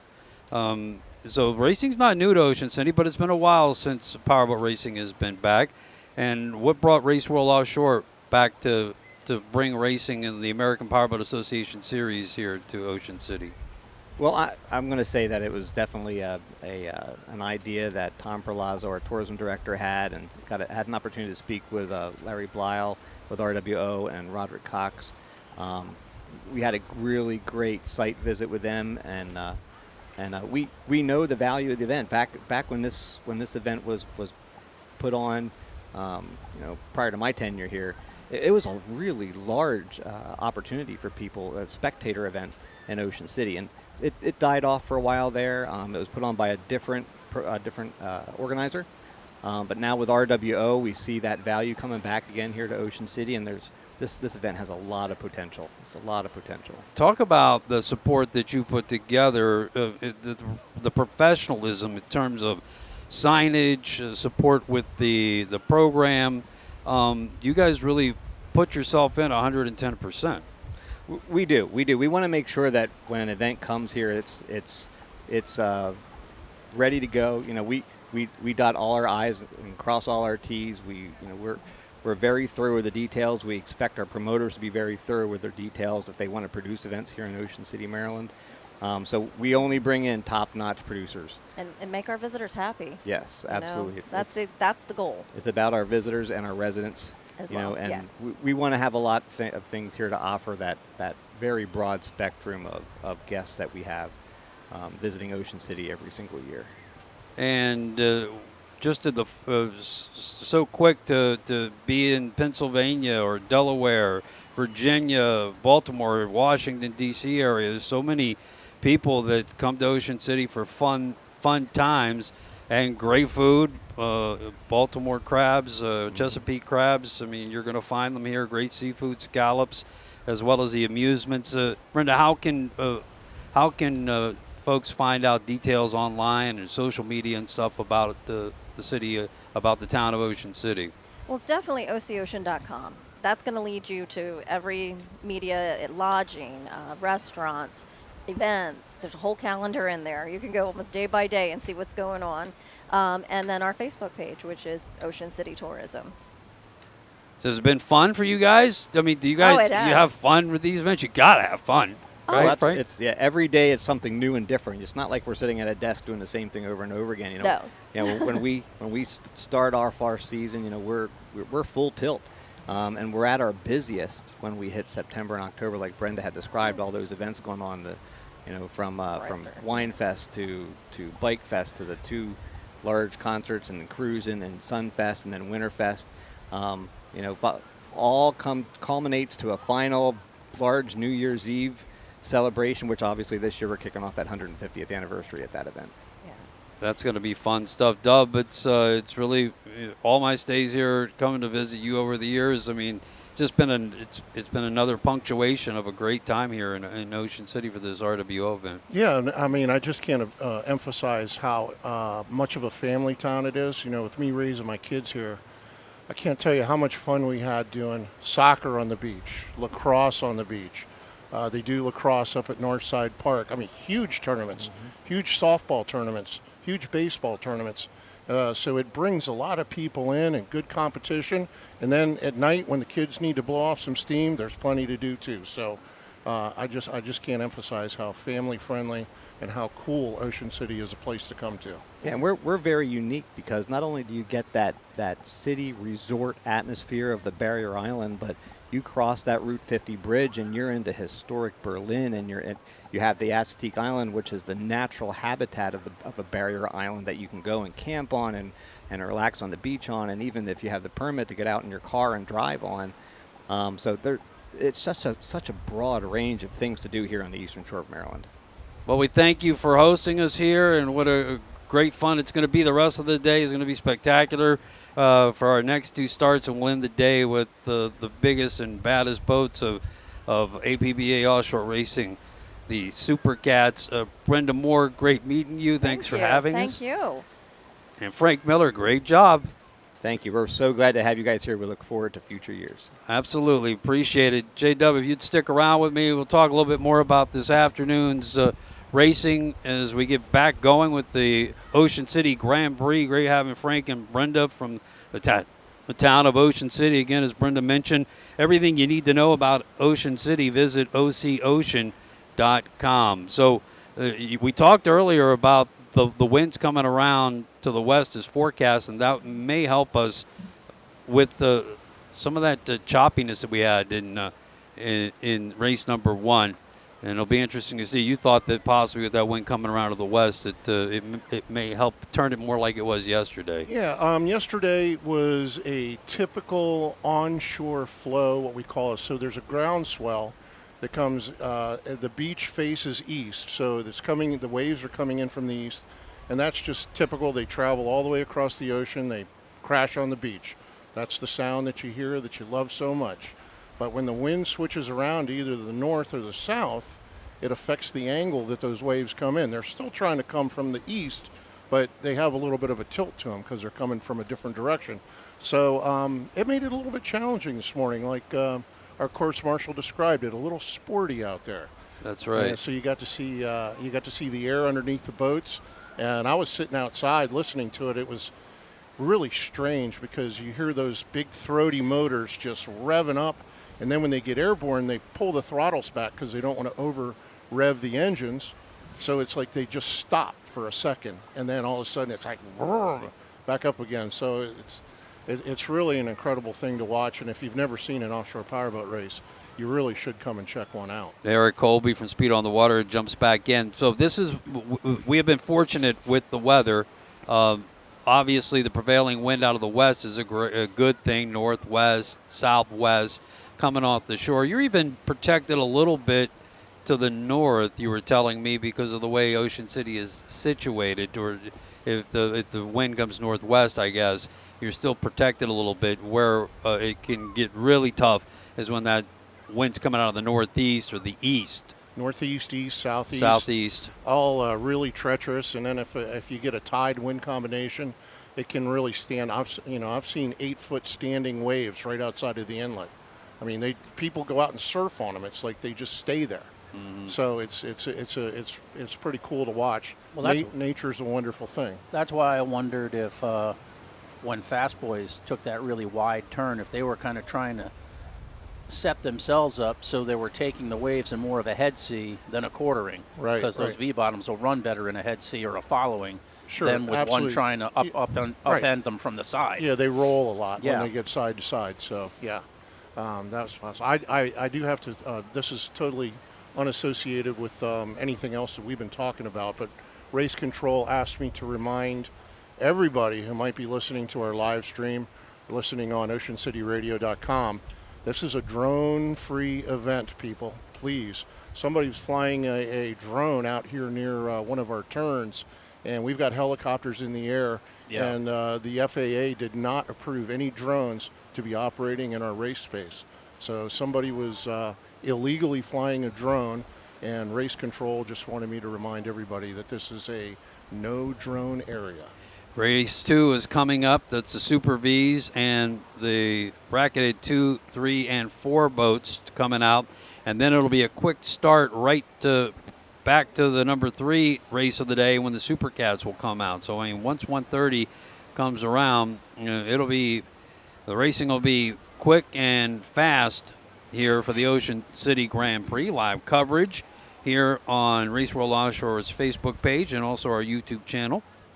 Is brought to you by Maximum Inflation. Also, again, as JW mentioned, we're streaming live locally. If you're down on the beach and watching with your eyes, and you're listening at radiooceancity.com, beach vibes 24/7. We also like to thank some of our hotel partners helping us here in the town of Ocean City, including the Residence Inn, the 2023 Hotel of the Year, the Hilton Garden Inn Oceanfront, private balconies and indoor pool, and Aloft OC, steps away from the boardwalk and beaches. Well, you're expecting, as this wind continues out of the west, we'll have more conditions than like we had yesterday. Yeah, I think that if it does switch to the west, like the forecast calls for, that it'll help lay this little chop down a little bit, so it will be, like we described it, a little bit more similar to yesterday's condition. And with the outgoing tide, I guess the inlet is really the toughest part of the course, maybe down on that south end near the boardwalk where you're meeting that tide, where it probably rips the worst, I would imagine. Well, Ocean City is a barrier island, and we've got 10 miles of bay that stretches to the north, 17 miles of bay that stretches to the south, and all of that water has to empty out into the ocean via the inlet. So there's a lot of water coming out of a very narrow waterway, and you can't swim against current any harder than probably 2 or 3 knots. It's running 5 or 6 coming out of that inlet. So it's really running pretty hard. I've seen people fall in, and the Coast Guard doesn't even pick them up until they're like 700 or 800 yards offshore, because they can't slow down. It's just crazy. I've seen people fall out of boats. I've seen people fall off the jetty. So, you just need to be careful, because that current is fierce. You heard JW's impressions. He was out watching and helping us track boats. Eric, about the Mod V race, give us your thoughts now that you had a little bit of time to let it percolate. Well, I mean, you gotta give it up to JJ and Nick. They're just continuing to they're getting better. I mean, they're a new team, so they're going to keep getting better. But the boat's going to keep they're getting, racing a tested boat, right? So. And the thing, but I mean, Kyle and Jay were fast in their first race. They weren't taking it easy in that boat at all. No. And Safe Cash, they kind of saved one because they were 100 yards behind at the start, and they were lagging. Yep. And somehow they kept it together. They came off plane at one point, and they wound up in second place, and RNS wound up in third. So I feel bad for Fast Boys because they were running a good race. This, they were picking up ground on those had last couple laps. They had some bad luck at Lake of the Ozarks. Now some mechanical bad luck. So it's just I mean, these guys, most of them are doing their own work. They're towing their own boats. They're putting in the time, and you just want to see them finish. Yeah. So you just want to see them have a chance, basically. Yeah, you hate to see anybody break down. I was feeling bad for the Killdalls. Yes. They went from running a solid second, solid third to having to back out of the race. So. Well, we finally saw the debut there were 3 boats that came out of LSB power boats. Britt Lilly built Extremes 29s that one hit the water here in the Ocean City Grand Prix. 3 came out last year, and we finally saw the first of the 3, Speed Marine. They looked good there on that first lap. They had mechanical issues. Kyle Miller and Jay Waltman.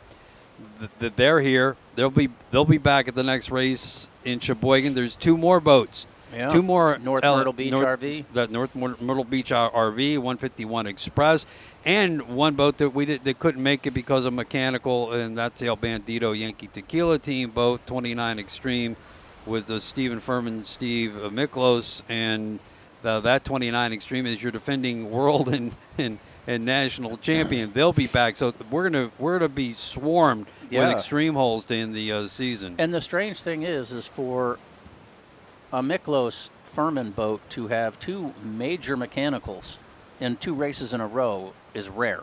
They're very well prepared. The boat's maintained. To break a drive one race and then a crankshaft the next, for those guys is, we kind of saw last year. They had the good year mechanically. I think in the last 8 or 9 races that we've done, I can only remember them breaking down maybe once. Yeah. Yeah. So. Yeah. So that's odd luck for them. Let's put it that way. Tyler Crockett Engines on the X Insurance team that won here in Mod V. It's an extreme wins. That's Nick Buis and JJ Turk. And well, Brett's building Tyler a boat for the shootout. I think they're building him like a light 29 Extreme to put a big Tyler Crockett engine in it so he can go out and put up another fast number. I mean, I think he ran like 130 in his 26 Joker open cockpit boat, which is just insane. Hard to imagine. Amazing. Tyler Crockett building quite a reputation for himself. Yeah. And we talked about this boat earlier, and we caught up with these guys down in the pits. They're just a lot of fun.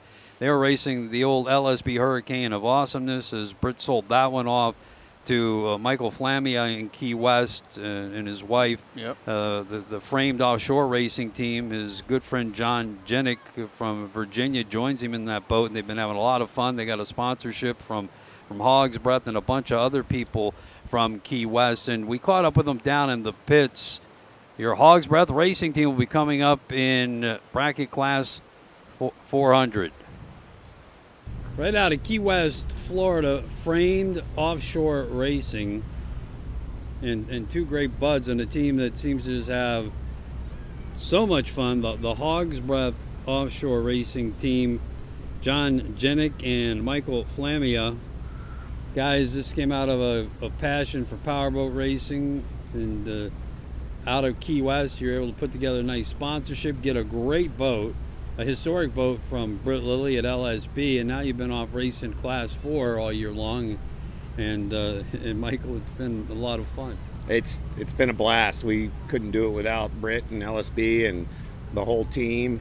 And we've put together a good team with John and Keith back there as our crew chief. And we're operating as one unit, and we're having fun with it. It's our wives are 100% behind us. Hog's Breath is the best sponsor we could ask for. They are doing whatever we need them to do. And we brought Hog's Breath back into, I think, offshore racing, which I think they've been out for a while. Yeah, and John, you make plenty trips to Key West to hang with your friends and then travel across the country, and you've been to every race this year so far. Yeah, no, it's been a great time, and to do this with Mike Flaming by my side, it's been absolutely amazing. The other great thing is, obviously, we've been spectators for a long time. Mike's been sponsors for a long time, but the family-oriented atmosphere around here with all the boaters. Obviously, when we get on the water, we're racing, but everybody's out here helping everybody to get on the water. For us to come out here in Class 400, be able to have a great boat, be able to put up some good times, have some good finishes, it just shows that anybody that's out there that really wants to get into the sport can get into the sport. And I encourage anyone that has that drive or passion to do that. Now, you bought yourself a historic boat. This is from Britt Lilly's shop, built with a passion. It's from a Mark Spates mold. So it's an original Mark Spates build. And Kevin Smith and Britt Lilly raced this boat to championships, LSB, Hurricane of Awesomeness. And now your goal is to race it and bracket it this year, but take it up back to the Mod Vs where it won before. Yeah, we so when they canceled the stock V class for this year, that was our intention to race because it was set up for that. We elected to not step down, I shouldn't say, but move to the 400 class. We put a Whipple supercharger on it, change the drive, get our feet wet. Race against some of the best with Simmons and Control Freak, and just get in the water with these guys. And next year, we're going to take this baby to another level and go with the big boys in the Mod V class, which should be awesome. Now, this boat, we got Tyler Crockett working on your engines, and he's a master. He is a master, and also the whole Britt Lilly family as well. LSB has really set this boat up, and everything that they've done has got this boat to where it is. That was the biggest thing when we first purchased it. Britt said, you can do whatever modifications you want to it, but leave the boat, structurally by itself, because they have this thing dialed in. And we're super grateful, not only for Tyler Crockett, for our new Mod V motor coming up, but also for everything the Lilly family has done for us. Well, you guys, you make this fun, and I think if you're not having fun, you should just be done and not do anything. And this is a passion, and it's really a fun thing to watch you guys get out there and race and get up on the podium. Yeah, and astonishing that our first two races we did do first place checker flag podium finishes, and we're looking to maintain that streak. I think our team has 100% of the heart in it, and we're gonna go out and race the best we can for our fans and our sponsors and the team, and hopefully bring home a checker flag on Sunday. Hey, you've done a lot of work in the background. You get a great sponsor like Hog's Breath. You also have Ghost Tequila, perfectly spicy. The boat's lit up. The Scarlet Mango Inn here. You're resourceful. Yeah, Key West, our goal was to have a Key West sponsored boat, get them involved because Key West is a tight-knit community down there, and we wanted to bring excitement to the city down there, and we're backed by the Key West Police Department, Hog's Breath, Ghost Tequila, Scarlet Mango Inn, Bone Island Helicopters, Even More Payments, Interior Specialties, Bright Wow, which is a rental company down there, and they've contributed everything they could possibly do to make us a winning team. Pretty amazing, all them local sponsors he gets down there in Key West. Huh? It's absolutely amazing, and the community really coming together to support us in Key West. The great thing about it is we'll be there in November for the National Championship. Key West, man, our home is the home of the World Championships every November, and that's where you guys are going to land right back at the end of this whole thing. And hopefully, with another win, but a big win, a World Championship. We're pushing 100% for that. We're making sure that the boat's dialed in. We're taking care of her, wrenching on it every week, and we're gonna strive to bring home the World Championship for Key West. There they are, Framed Offshore Racing in Class 4, the Hog's Breath team out of Key West. Yeah, they're just a lot of fun. I think they have too much fun sometimes when you see them. No, they don't. But they're from they're based out of Key West. Kind of what do you expect, huh? Well, yeah. Good. I mean, it kind of, you have to know how to have fun to live down there, don't you? That's right. You do. But that's great. The number of people supporting them is great because, let's be honest, this is not an inexpensive sport. And then if you factor in where they have to trailer to for some of these races, leaving from Key West, that is a long haul. Well, there's, folks who may or may not know, but there's been a long history of people from Key West that have raced power boats, and so they're just the next in a lineage that, I mean. Yeah, Concattac. Yeah, going back, you just mentioned Concattac, former Key West Mayor Craig Cates. He and his brother Scott raced Concattac, and now he's a county commissioner. And again, Mike Horn, the Kiowaso Express, John Carbonell, the longtime race promoter, raced for many years. So, I mean, and Tate Berry, we can just go on and on. I'm going to miss somebody, of course. Lee Murray, one of the most recent ones, and Nelson Sawyer. They both jumped aboard the Hank Saloon Factory 450R boat. And again, I don't mean to miss anybody because I could keep rolling names off, but there's always been a connection with Key West people that want to jump in a powerboat and race it, and these bracketed boats are certainly built for that. And what a great way for them to get started. And as you heard them, that boat's going to be another extreme hull out on the Mod V scene next year. Do you know who's building their motor? Tyler Crockett. Oh Tyler, boy. Yeah, because the boat spent, I think, the week leading up to this race at LSB. Right. And then as they said on the interview, that Britt's just been a huge resource to them, and despite all that he's doing in driving the Dirty Money Supercat and working he and Billy Pyburn working to put Bo and Tiffany Renfro's Dirty Money team to the front of the Supercat class.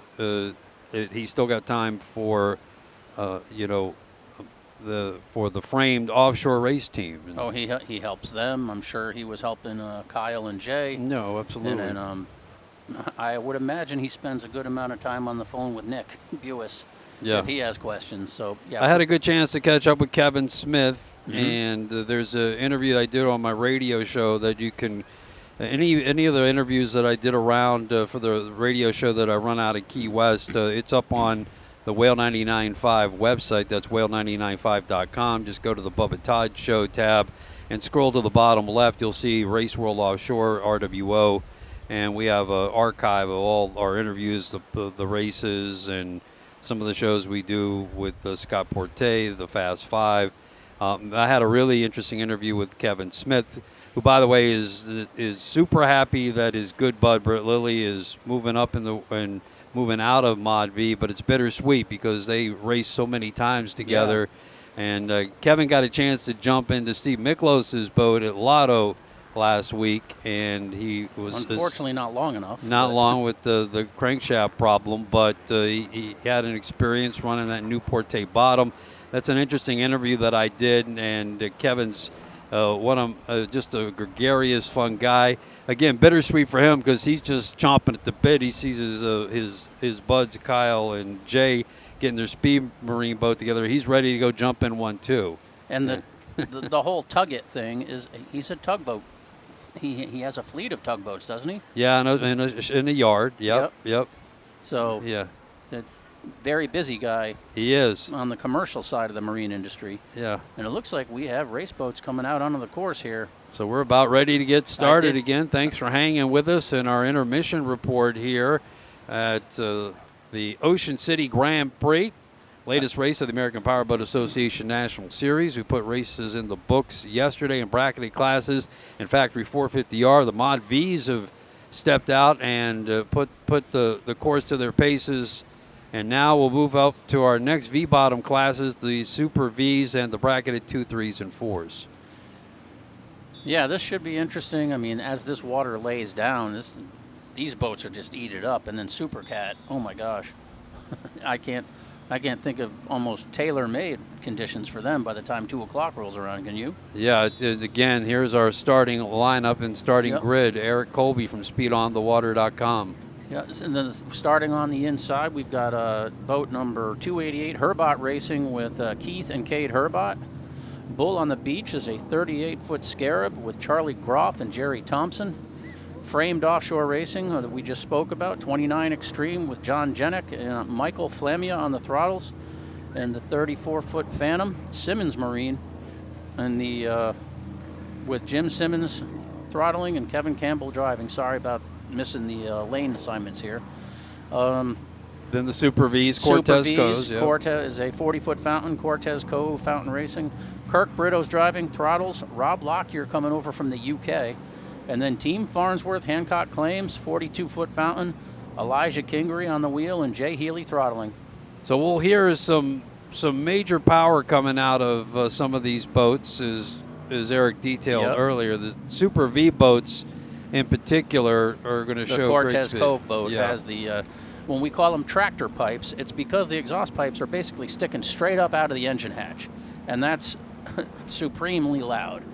And they have that. And then in the Supercat race, the Dirty Money boat has that. Mm-hmm. So you'll definitely hear the roar. This isn't going to sound like the outboard boats yesterday. There's a good look at the Class 400 Hogs Breath team heading out to the milling areas. We'll get another look at our race course here for the Ocean City Grand Prix.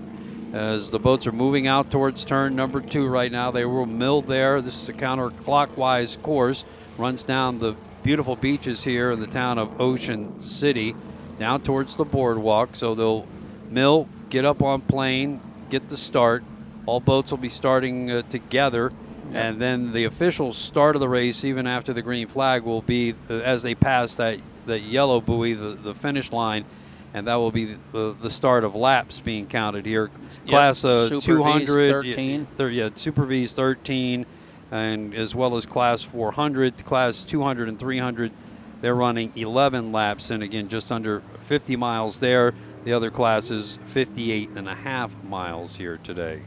Counterclockwise course, and as we've seen the winds kind of swing around to the west, they seem to have knocked that groundswell down a little bit here this afternoon. You're not seeing the white caps we saw earlier today either. It's very reminiscent to yesterday. And off in the distance, one of the buoys from the Monster Energy Mile, marking this course here in Ocean City. Monster Energy, the official energy drink of the American Powerboat Association National Series. We'd also like to again thank some of our hotel sponsors, the Holiday Inn, Ocean Views Downtown at the Boardwalk, Quality Inn Boardwalk Hotel, oceanfront with 2 pools, and Courtyard by Marriott. Make yourself at home with great ocean views. Also, thanks to Racing Communications, IndyCar, NASCAR, two-way communication solutions, and Southern Racing Fuels from E85 to 118 octane, methanol, alcohol, and nitromethanol. The Race Roll Offshore live stream is brought to you by Maximum Inflation Inflatable Life Jacket, Rearming Kits, and special thanks to our local media partner, Radio Ocean City. Beach vibes at radiooceancity.com. Now back to the X Insurance Helicam as we get a good look at the milling area out on the north end of the course near turn number 2. Just did get a couple of greetings from competitors who couldn't make it to this race. Nate Hunt from Team Predator says he'd love to be there, wishes everyone well. And Mike Stancombe thanked us for the shout-out for Dominic's go-kart endeavors this weekend. So, tight race, tight-knit community in this offshore world. Yeah, go get them, Dominic. Everyone keeps in touch, so. But we still have a red flag. I'm not on the pace boat, have not seen orange smoke yet. So, we'll just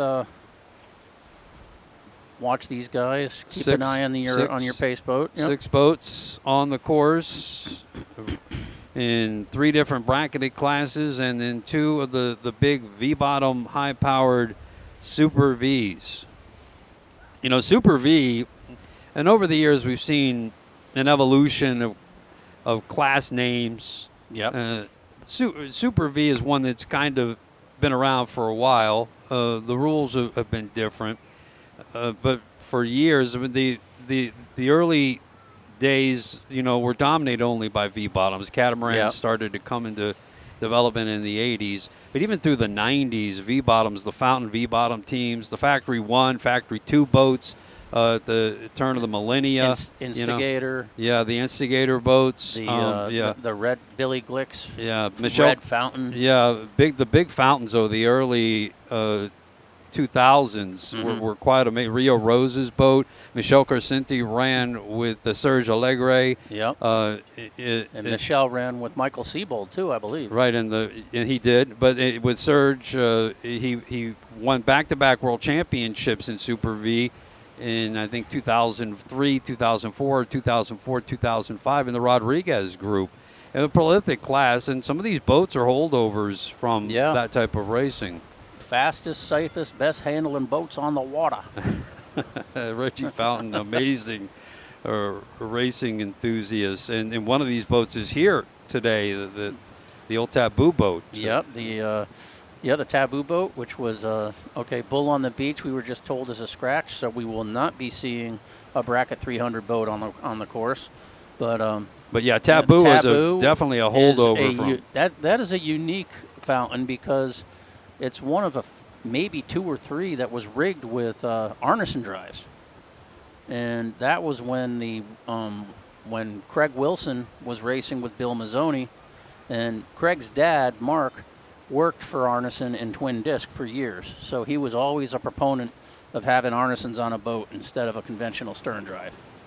We'll see them here today with Elijah Kingery and Anthony Smith aboard in Super V, running against the Cortez Cove Fountain Racing team. Elijah had a second yesterday in the Farnsworth Hancock Claims Warlock in bracket 500. The Bulletproof? Yep. So we've had 2 days of exciting racing and look forward to coming back to Ocean City, Maryland next year as the Orange Smoke. Okay, we have Orange Smoke. We might see Simmons Racing end up shortening its time on the course. I guess one of the guys in the boat isn't feeling well, so we'll keep an eye on that. So we may see them pull off early, but they're going to give it a go here to start this race. So our boats will line up with a pace boat. Pace boat will be to the inside of the course. And as Eric laid out the grid with the bracketed boats, they'll be to the inside. Boats will be on the inside. The Super Vs, they always put the fastest boats on the outside. That way it gives them more room, more water. They get out in front of everyone else, and then the boats will all sort themselves out. But it's the safest way to do it. They've been doing this for a long time, and we have the yellow flag, so they're going to line up here pretty quick. And that's Simmons' boat just passing right in front of the pace boat there. So you can see the pace boat moving out to get into position and get them lined up.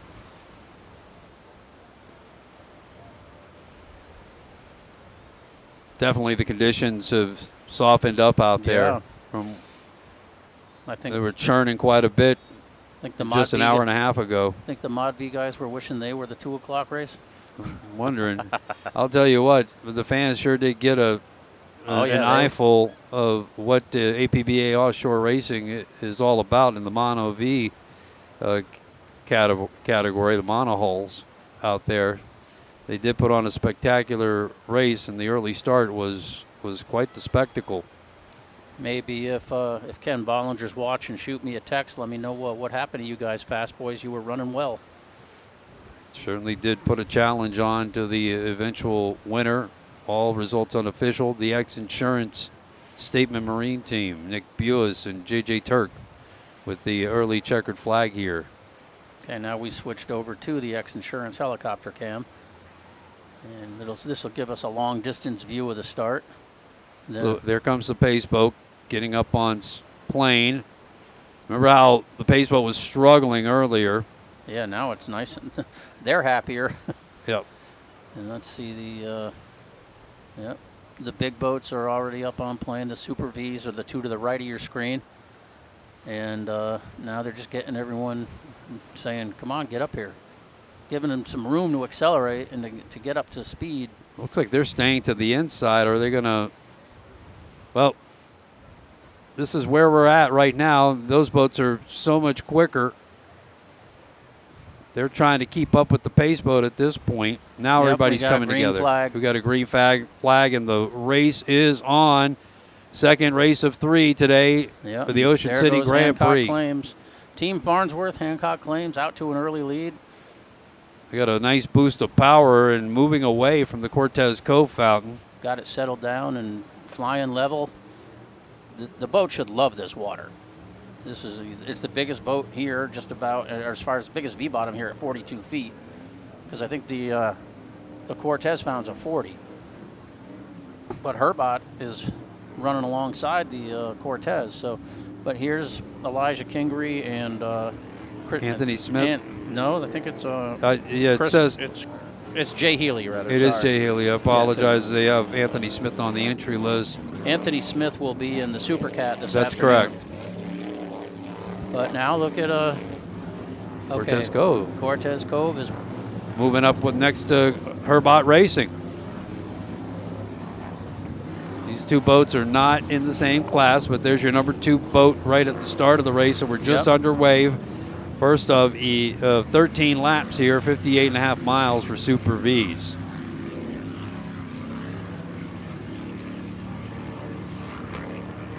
Get a great look back on the shore at the Ocean City beaches. See the boardwalk and the amusements to the left of your screen coming up here as they make the turn at number 1. Now we'll go back to a wide shot as the boats make those left-hand turns. All left-hand turns here, as we described earlier, clockwise course here. Moving north to south roughly here off the waters of Ocean City. So Herbot Racing giving Cortez Cove a little bit of a challenge in terms of speed there early, but now the bigger, high-powered. Making things tougher on themselves trying to hold that inside line in that turn. They're right in, just inside of the wash of the bigger boat. We look at Simmons Marine.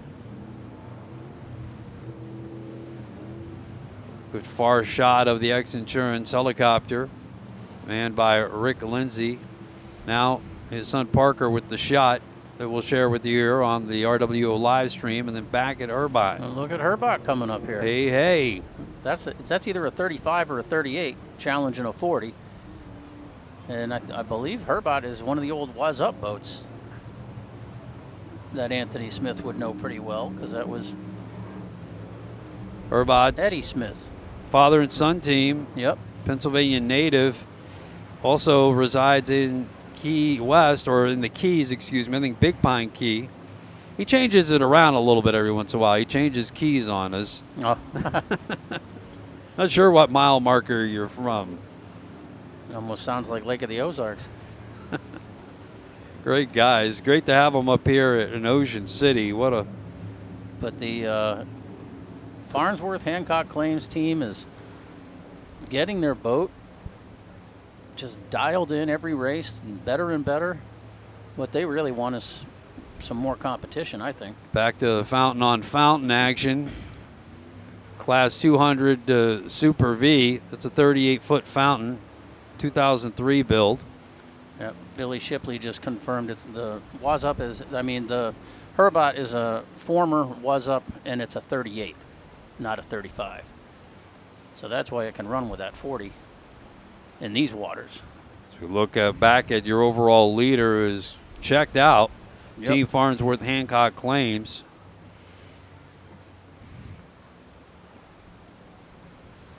And here they come around turn 2 to complete the first lap of the day.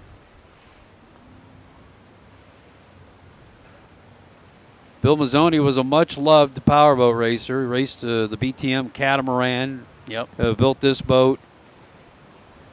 And to see it on the water, it gives you nothing but memories of Bill Mazzoni. Really. Well, the whole thing with the original name Taboo is kept on the boat, and it was taboo to put Arnesons on a fountain. But they made it work. Back to the great shot of the 38 fountain. That's Herbot Racing. And right there, giving chase is Cortez Cove. Cade Herbot and Keith Herbot on board. having a nice early lap here as we look at our leader coming around for the first time. Get a clock on speed. They look like they're slowing. They do. They don't look healthy. That doesn't sound right either. Came around at 64 miles an hour on that lap. About the same speed as the Mod Vs, and now the boats that are trailing them may pass them. Herbot and Cortez Cove are just coming around, and you'll see the wake of the Team Farnsworth boat. Hancock Claims right there between them. And so there's 6 boats on the course, but there's 2 competitions. There's 1 competition in Super V and 1 competition in Bracket 4. So there's 5 boats on the course, actually. Herbot Racing's running unopposed in Bracket 200. Kirk Brito. There we get a good shot. We heard from them earlier, Michael Flamia and John Jinnick. That's the Hog's Breath Offshore Race team, Yep. Framed Offshore Racing out of Key West. Oh, looks good. 29 Extreme. Learning every race, getting better, getting comfortable. Went through the certifications to be in an enclosed cockpit boat. Now it looks like Hancock Claims Farnsworth is back up and running the way they want to.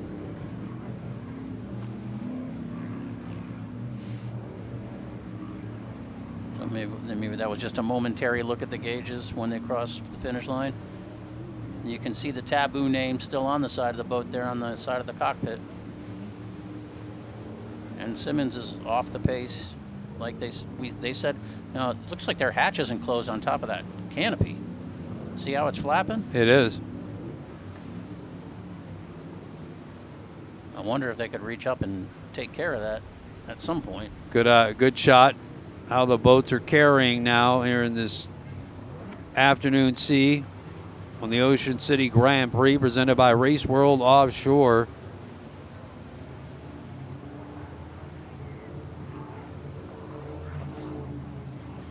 Double points here for this first race in Ocean City, back after many years, a North American Championship race. Double points on the American Powerboat Association National Series, so big points here for these teams. Saw that happen yesterday, teams that were racing, and today earlier with the X Insurance team got a big boost after their unofficial win in Mod V. Yeah, the boat seems to be back up on power. Mm-hmm. Long race to go. And it's interesting with this boat because it has a lot of the fountain race boats had the flat transom. This one, I think, has more of a, I can't remember the term that they use. It's not a shroud, but you see the extension back over the drives. It's not a swim platform, but the deck kind of runs past aft. And that's not a flat transom like a lot of the race boats have.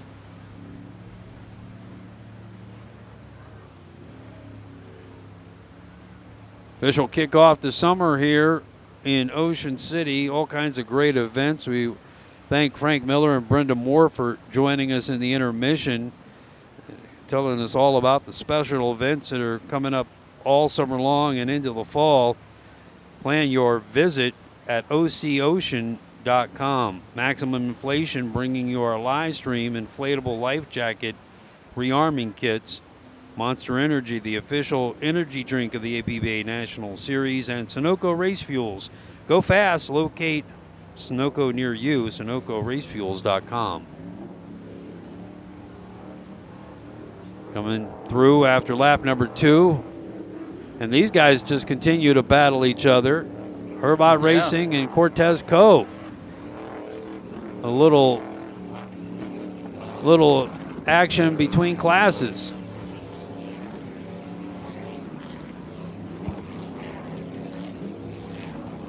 Great shot of that boat, how it spans the waves. Twin steps there. You can see the first one right under the cockpit.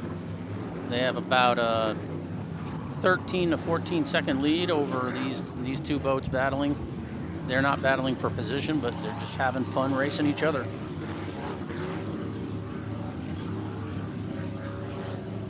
And again, looking back at Class 400, here comes our framed Offshore Racing, the Hogsbreath team out of Key West. Still a little sporty for them today, being in a 29-foot boat compared to a 42.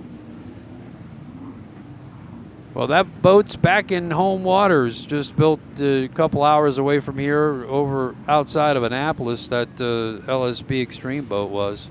Millersville, Maryland is the home of LSB. Yeah, it's just to the north side of the interstate in Annapolis. And the company was founded by the late Art Lilly, who became a beloved legend in this sport. We lost him recently, and he is missed. Where are the Herbots going? Are they headed in? No, that's somebody making a real wide turn. Okay, 288 just retired. That's Herbot. Did they? Yep. So Oh, boy, they were. gosh, they were running really good. Yeah, they looked like they were fine, but you never know. Keith Herbot, out of the Keys, originally out of Pennsylvania, came back up near home port and out of today's race in Class 200. And there again, we're back to the 29 Extreme. The old framed LSB. Offshore. Yep, the old LSB Hurricane of awesomeness again. He's very close to home waters. Britt Lilly was so excited to come back out and race here in Ocean City. All kinds of friends and family. Maybe can't make all the trips to see him race in Dirty Money, or here to root him on later on today. And of course, that boat was very special to their hearts, the LSB Hurricane of Awesomeness that was just on screen. Now back to your second boat running in Super V, the Cortez Cove Fountain. Now, if you ever want to see one of the most hilarious in-boat scenes go back and look up when Travis was racing that 29 Twisted V. I can't remember who was in the boat with him, but it's not that long of a watch on YouTube, but it is funny. So we get a good look at Simmons Racing. Yep. Eric referencing Travis Pastrana. Good friends with Britt Lilly. They had quite a rivalry going in Class 1 recently, and they also had a rivalry in Mod V when they were running LSB Extreme hulls against each other. Yeah, Travis had the Twisted V, which was sponsored by Twisted T, which was very popular in the pits.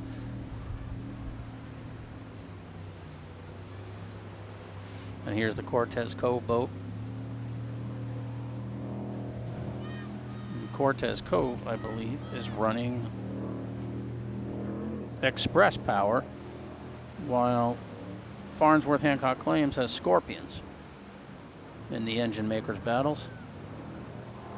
So, oh wow! Yeah, the Hancock Claims boat has the broken hatch clip on their hatch on top of the cockpit. So they're reaching up and trying to hold that closed in the middle of trying to race. So does that mean Elijah's driving one-handed in doing this, or is the throttleman? Who's reaching up, I wonder? Great shot of the Hogsbreath Saloon boat.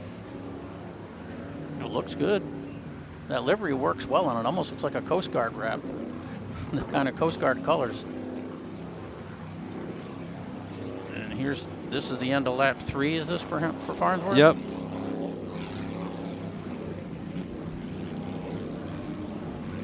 And Elijah Kingree's dad, Bill, is a big part of that crew. Raced quite a few years in the different factory classes. Fantastic shots provided from the X Insurance Helicam throughout the weekend here at the Ocean City Grand Prix 2024. Michael Flamia, John Jenick got that boat running well. Definitely improved conditions from the 12 noon start here on the waters of the Atlantic. Winds now reported at west northwest 21, so even moving around a little bit more to the north side of west, which will continue to help lay that groundswell down. And for those who are wondering, Cortez Cove is a marina in Florida on the side of that big white fountain. So Cortez Cove running in second. There's your overall leader, Team Farnsworth Hancock Claims, getting ready to lap the Class 400 boat. We'll just go past him. He's not really actually lapping him, but going around him. So a little bit of traffic in front of the Super V. And this course is going to make for a very fast race in Supercat later on this afternoon. Oh, no doubt. These guys 7 are of those boats we're going to see some quite very fast racing there. Quite a start is coming up right in front of the fans here on the beach, 7 wide, as they'll come down to the start-finish line. Some great shots of Team Hog's Breath Key West. How many sponsors did you list for them? It had to have been like six. It was close 6 to or 7. It was close to 6. Yeah. That's cool. And wanted definitely to give them the opportunity. You see the Goes Tequila one on the side there. Mm-hmm. And it's pretty amazing.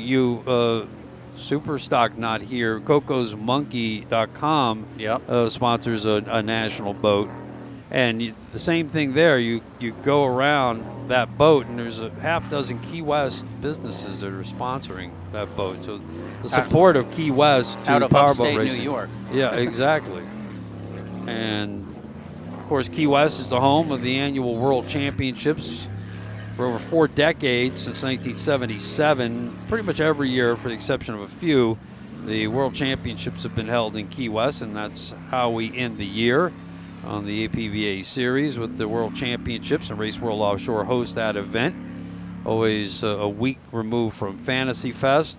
VIP tickets. It's an amazing place to watch the race at the Outer Mole in the harbor at Key West.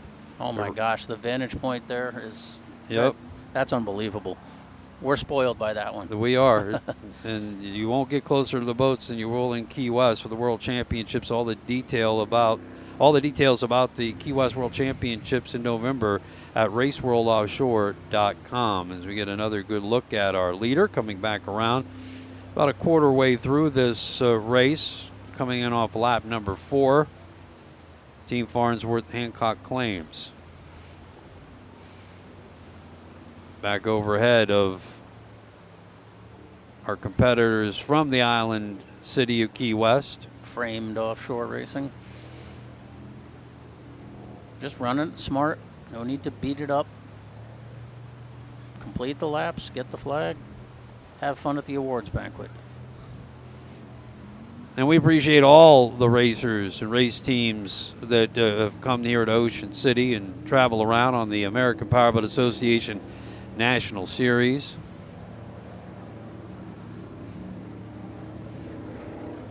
Hancock Claims Consultants, the SV1, the national champion last year from Super V. And back out in the lead again this year. And Simmons Marine.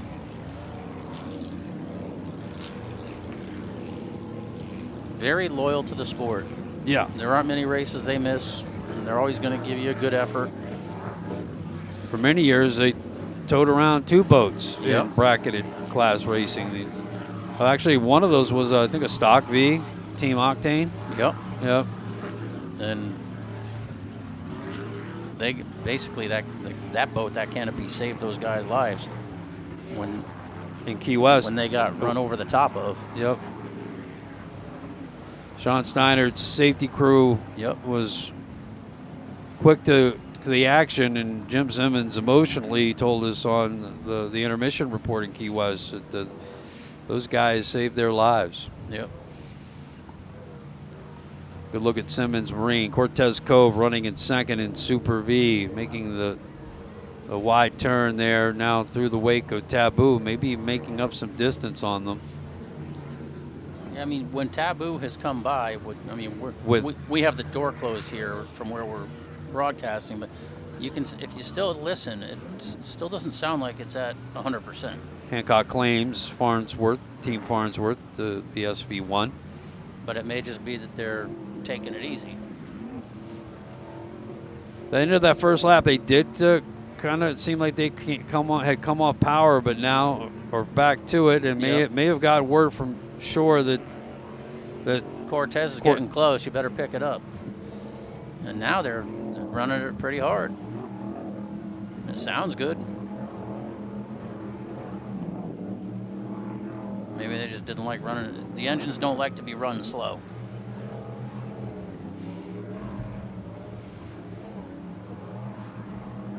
We're on our second race of the day, coming up at 2:30. The Supercats. These are the 40-foot catamarans, canopied with the big carbureted, loud, rumbling Supercat engines from a variety of builders. Sterling Performance. Kaase engines. Goodwin now involved. Goodwin competition engines. I almost HRE. I'm having a tough time saying this without giggling, but Pee-wees. Pee-wee engines. Hey, CR Racing, they put Pee-wee engines in. Rob Undersall knows his engines. Yep. Yeah, yeah. It's a nickname I know. of a builder from out in Lake of the Ozarks. That's and right. Rob's friends with him, longtime friend. And the boat was rigged at Go Fast Boat Services in Lake of the Ozarks. So. And speaking of businesses from Lake of the Ozarks, Performance Boat Center was just named a top performer by Axo Noble, a paint supplier for their paint department. So congrats to the guys and gal by the name of Jesse Cleaton in the paint department at Performance Boat Center. And we're back on here with the Farnsworth Hancock Claims 42-foot fountain.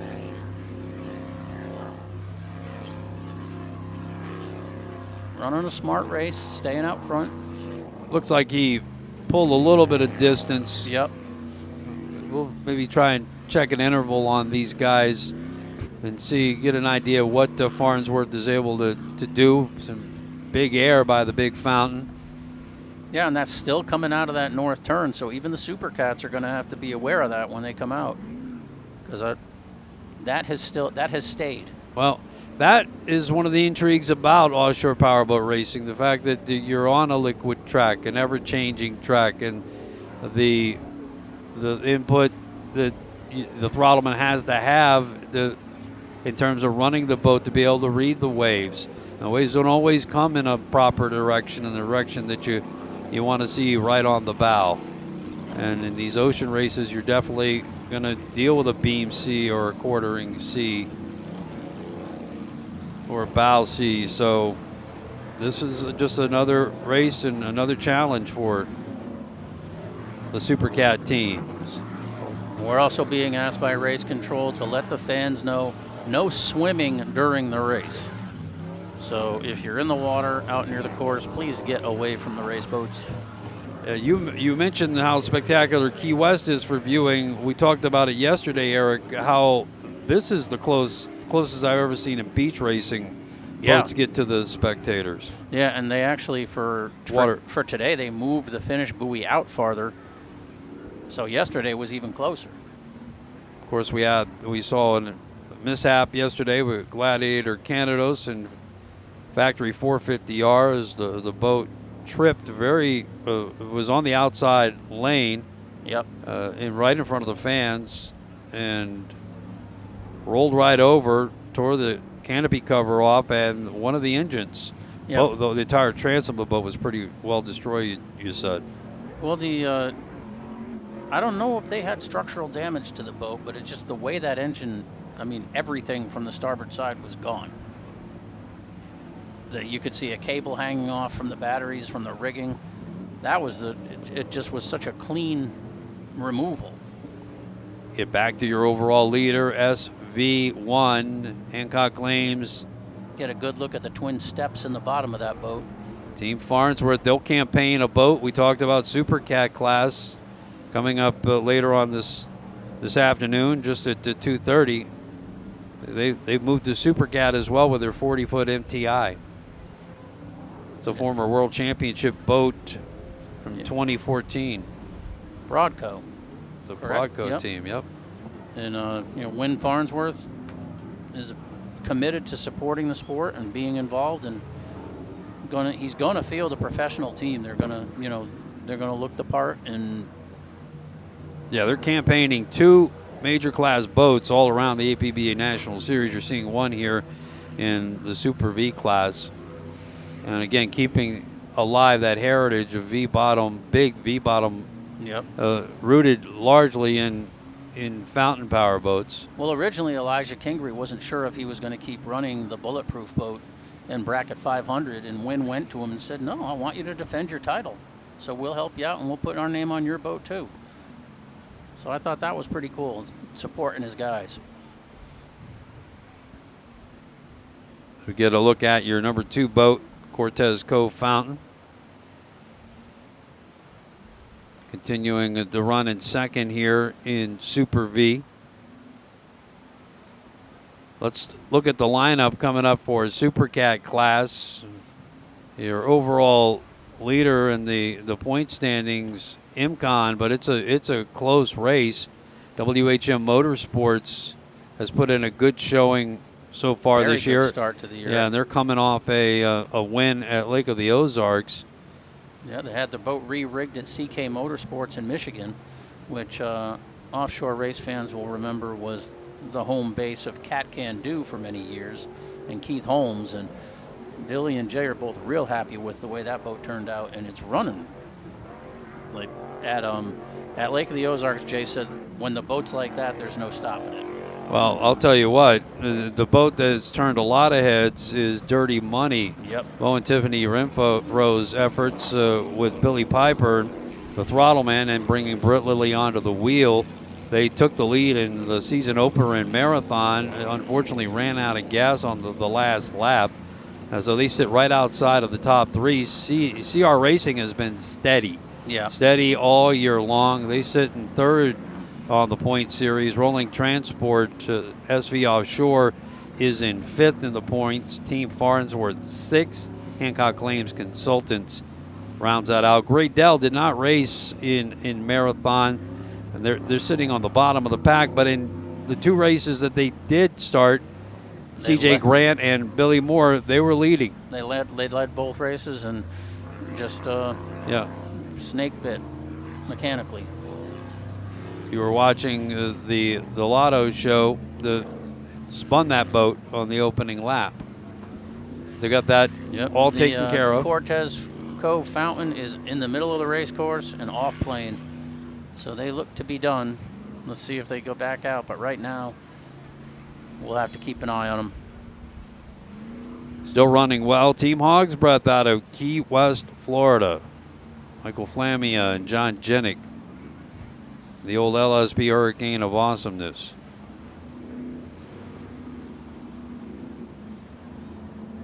It's a decent run there over the first 5 laps by Cortez Cove. I had a little fun with that early rivalry between Cortez Cove and Herbot Racing. Yes, I just got a message. Says the Cortez Cove Fountain was the old Kilo Record Fountain Mercury boat. So a lot of these fountains have worn many different names through the years. But thank you for sending that in. We'll take whatever knowledge we can get. There's your overall leader. Just a bummer to see him on the infield, but stuff happens in these races. Had that hatch problem. Hatch lock apparently busted. It doesn't look like it's bouncing No, it's so much now. maybe they figured out a way to latch it.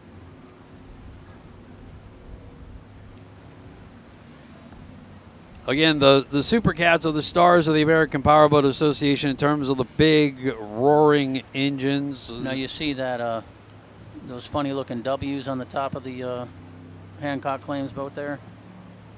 Yes. Weissman Marine. You remember that name? Oh, I do. Traction Products and the Weissman family. made some revolutionary parts for offshore racing through the years, and were a big part of Class 1 in the multi-speed days with the Lamborghinis, and so much so that it got them outlawed. Great shot of the stern of the Team Farnsworth boat as we take a far shot again back to bracket class 400. Again, if you like big sound and deep throated roar and thunder, you're going to hear it coming up with the Supercats with up to 1,600 horsepower Supercat motors, carbureted engines, no fuel injection, no transmissions. These boats run with endurance, and again, what's so cool about it, even though it's a class dominated by the skater hull, you have Outer Limits, you have MTI also out there racing, and different engine manufacturers going against each other. And you know what's cool about that class too is you've got some really good drivers running those boats at those speeds. So you're going to see them going through the turns, and you're just it's going to be a marvel to watch. But Simmons is toughing it out. Whatever issues they had, they're battling through them. And you see the air intake there on the front of the canopy. I wonder if that's just to try to get some kind of fresh air into the two men in the boat, because the one on top of the canopy would go back into the engine hatch.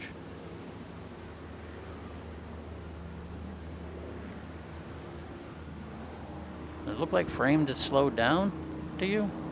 They Or may are they have. just kind of I taking think they're it easy? cruising. Yeah. They're on cruise control at this point. They have quite a substantial lead over the second place boat, Simmons Marine.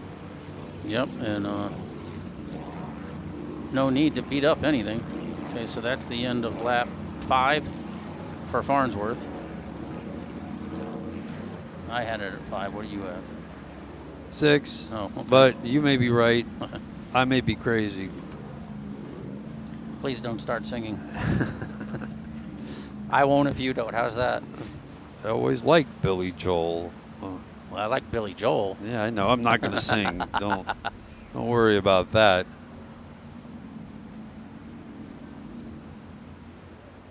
Really has been an amazing weekend here in Ocean City, and I think the sky's the limit for this race with this town.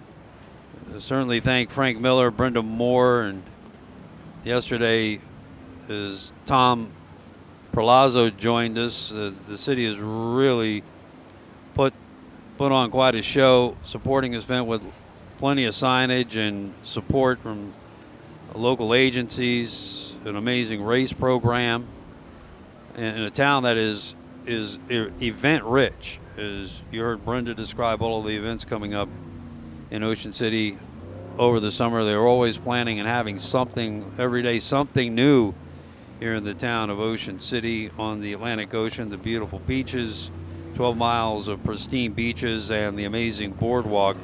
Plan your next visit at ococean.com.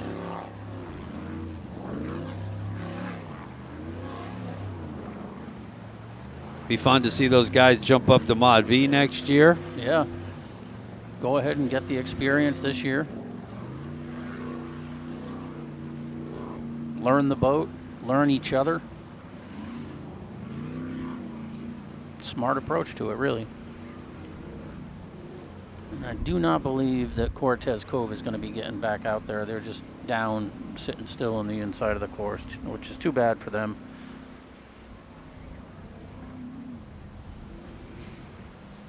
See Scorpion on the back, the scoop there. Yep. On the top of the Farnsworth boat. the Farnsworth boat. The Scorpion is another engine builder that has built Supercat engines. And Yep. they're the engine builder here of the Team Farnsworth Hancock Claims. So I would imagine that you're going to see Scorpion engines in the catamaran from that team. We can take a look and find out. Supercat racing coming up at 2:30 as we wrap up the Ocean City Grand Prix race.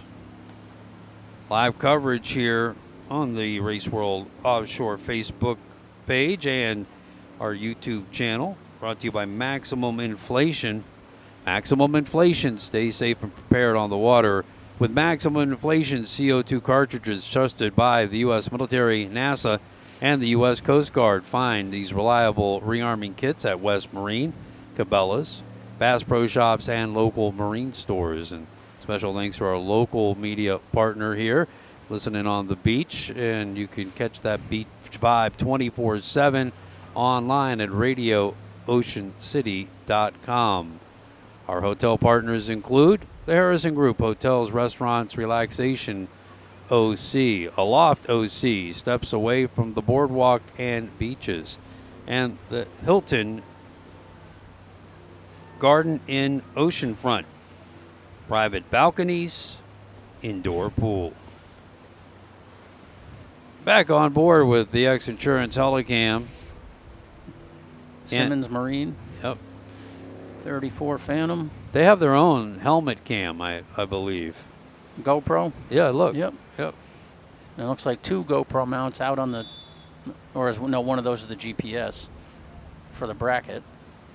But yeah, they'll post videos and on their Facebook and YouTube pages. You ever see the number of checkered flags on the side of that boat? Yeah.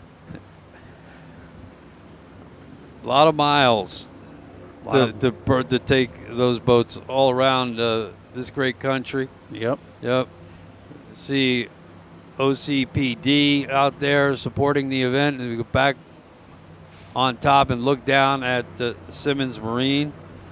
Always appreciate Jim Simmons. Kevin Campbell on driving. board.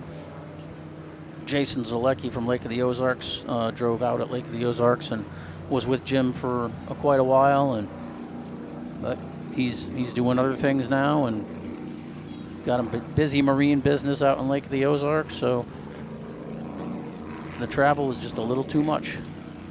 But here's the Hancock Claims Team Farnsworth logging the laps, getting the points, getting the double points should put them comfortably in first place for the national championship. We mentioned OCPD, all of the law enforcement agencies really showing up large here for the Ocean City Grand Prix. Also the United States Coast Guard. We went into detail yesterday of how they deployed so many vessels and so many great men and women of the armed forces, the United States Coast Guard. And the landing zone for the helicopter. Yeah, which was pretty amazing. I don't think I've ever heard of that. They created a landing zone for Sean Steinert's crew that should they need to, they have to deploy a diver, they could land the helicopter closer to the race course to get the diver back without having to fly all the way over to the airport. And United States Coast Guard has stood up in support of this event in a really big way, as well as OCPD and the OCFD, the fire department, both on the land and sea, deploying vessels and personnel on shore. The Maryland DNR and the Maryland State Police as well in support of this big event. And Towboat US is out on station too. Oh yeah, to get the boats back in if they need a tow. So get another great shot of the 29 Extreme. And we really, to finish the story about Michel Carcente's accident yesterday in Gladiator Canados when the starboard engine came off offshore. They were out in a grid searching for that engine. Yeah, they As tried. We were breaking down yesterday. They were out there for about a year and for about an hour and a half. Yeah, they tried to mark it with a GPS coordinate right after it happened, but there are currents going on, and likely got moved around a little bit anyway. But it's good for them that they found it. Reminiscent of last year in Marathon when the stern drive came off the Outer Limits boat. Yep, the Marker 17 Marine. That was a little, with the water. Yeah, the water that was tough water to have to go out and try and search and rescue something. It was blowing 30 miles an hour out of the west, no protection on the bay side of the old 7 Mile bridge. That thing flew off after, I think, a red flag. Maybe that was the first red flag. We had that race. We had 2 red flags, 3 restarts in Mod V on the second day. What did we have? A total of 4 or 5 incidents in 9 laps of racing? Yeah, that's right. And no Supercat race. That was canceled. Yeah, it was just a bizarre thing, and that was completely flipped on its head this year. Even though we had some strong winds, they were in the lead. You know, the race course was in the lee of the island, and that was one of the most outstanding races of the year, the Marathon Offshore Grand Prix. What a technically challenging course. Yep. And the race teams race it, love it. And even though they ran out of gas, but what a season start for Dirty Money. Talk about making a statement. We had we had that amazing shot of the first lap in the Supercat class, and all of the boats, the X-Insurance Helicam was working great during that race. And Rick Lindsay and Parker Lindsay were providing us some fantastic shots. You can go back and watch the replays on all of those races at Race World Offshore's YouTube channel. Also on their Facebook page, YouTube channel, very easy. Just subscribe to Race World Offshore and follow all of our events. You can watch these events as well again. You go back and watch Saturday's race of the Factory 450R classes. Those are all archived there. Get a shot of the Cortez Cope boat that broke down earlier, trailing the Hancock Claims Super V. Here's the Win Farnsworth owned boat. Just getting its laps down. They're supposed to run 13. The officials could say, okay. I think as long as Simmons stays out there, Yeah, because Simmons and Framed are both still running. So. And they're running the same number of laps as. Yeah, they're running 11. Yeah, as the Super Vs. Oh, I had 2, 3, and 4 all running 11, and then Super V's running 13. But. Looks to me like 4s are. Yeah. They're on the same lap, though. We'll see what happens. This will be the second time that SV1 Team Farnsworth has gone around Simmons.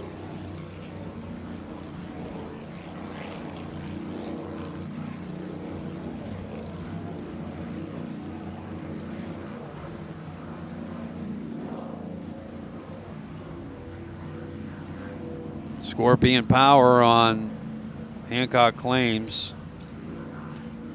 Team Farnsworth to continue to lead here in Super V at the Ocean City Grand Prix and that 42-foot fountain.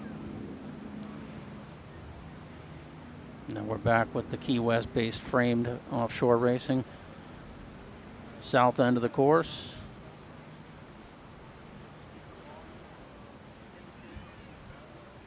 It is amazing how quickly that the weather has changed just with the change of the winds. Yeah.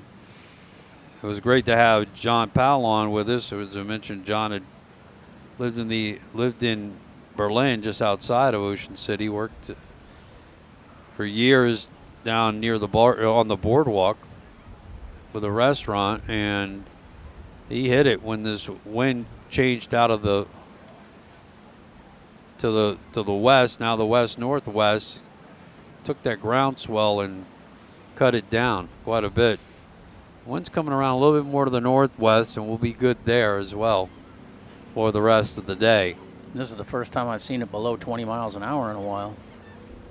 Now it says it's 18 out of the northwest. Yep, 82 degrees here in Ocean City, Maryland at the inlet.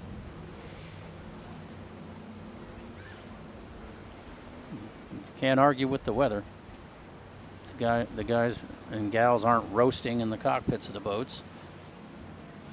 It still gets warm, but not like if it's in, Sarasota kind of 4th of July day. Well, I think teams kind of wanted to take a break from Florida. And by the way, I mean, Florida's having extremely hot weather in May now to June. Yep. And you mentioned earlier the Sarasota race, which was usually 4th of July now. They are moved, to move to Friday the 13th through Sunday the 15th of September. The series will take a hiatus, and teams will have a chance to spend some time with their families over the summer and get their boats ready also for the next race, which will be at the beginning of August, Friday, August 9th through Sunday the 11th in Sheboygan, Wisconsin. Now, we did just get a notification that the race is going to be shortened, Okay. which the officials will do when there's not too many boats running. Okay. Checkered flag is being waved. All right. From So what we're- to wrap that course, to wrap up that season, as we're trying to get a look at the checkered flag, it looks like Hogsworth will have to go around one more time. Sheboygan at the beginning of August, then on to Sarasota a month later in September, and at the end of September, the Clearwater RWO race. Then the APBA National Series will end Friday, October 18th through Sunday the 20th in St. Petersburg, Florida, before the World Championships in Key West in November. Okay, I was just informed that the Farnsworth Cat has Cassie engines. Does it? Yep. Okay.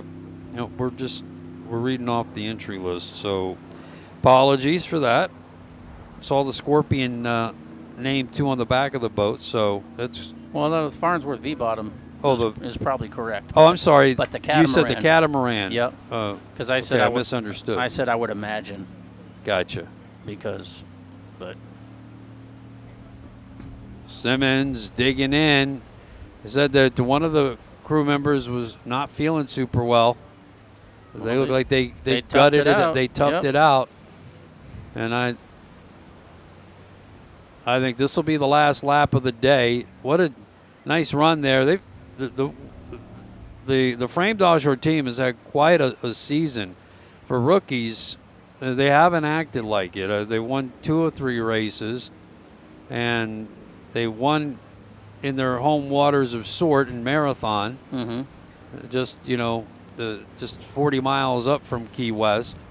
And here today will pick up their next checkered flag of the year.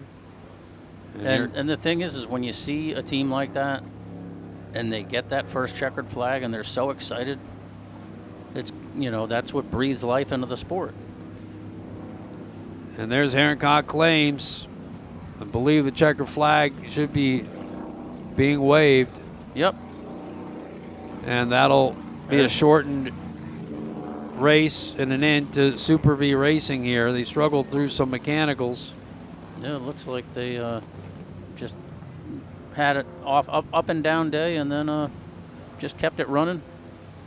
They're going to pick up the checkered flag and then head in, which maybe means Supercat comes out sooner. Oh, it's already 2:30, so I'm pretty sure that those boats are probably on their way to the inlet or coming out pretty soon. I expect a pretty quick start. Yeah. The helicopters are not refueling. Yeah, that's what they said they're going to between this race and the next, so we should have a very quick start to the final race of this weekend here in Ocean City, Maryland. Great to be back racing here in the OC. The APBA National Series now here. The Ocean City Grand Prix. So Supercat's coming up next.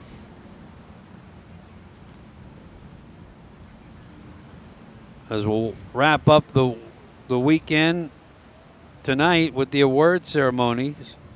The award ceremony is 6:30 at Secrets. Popular hangout. All kinds of different things to do at Secrets. 6:30. Be sure to be there for the award ceremonies, and they will start promptly on 49th Street, 117th 49th Street, Secrets. So Hog's Breath will bounce off a wave there, and they'll plow through this, wrap up their day. Get themselves another checkered flag. Yep, and then head to the pits and get ready to hit the podium tonight for the third time, actually, I think, this year. I don't think they've missed a podium because they won marathon.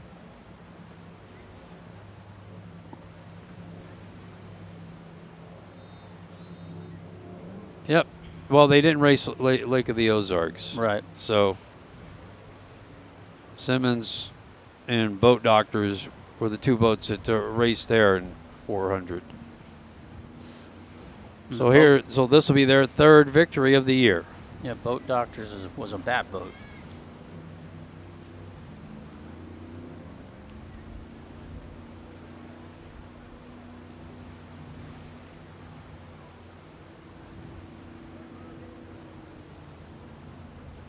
This will wrap up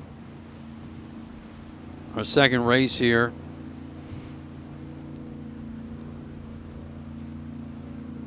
Yep, that'll race control officially calling this race, so they'll get the checkered flag. They'll just ease across the start-finish line.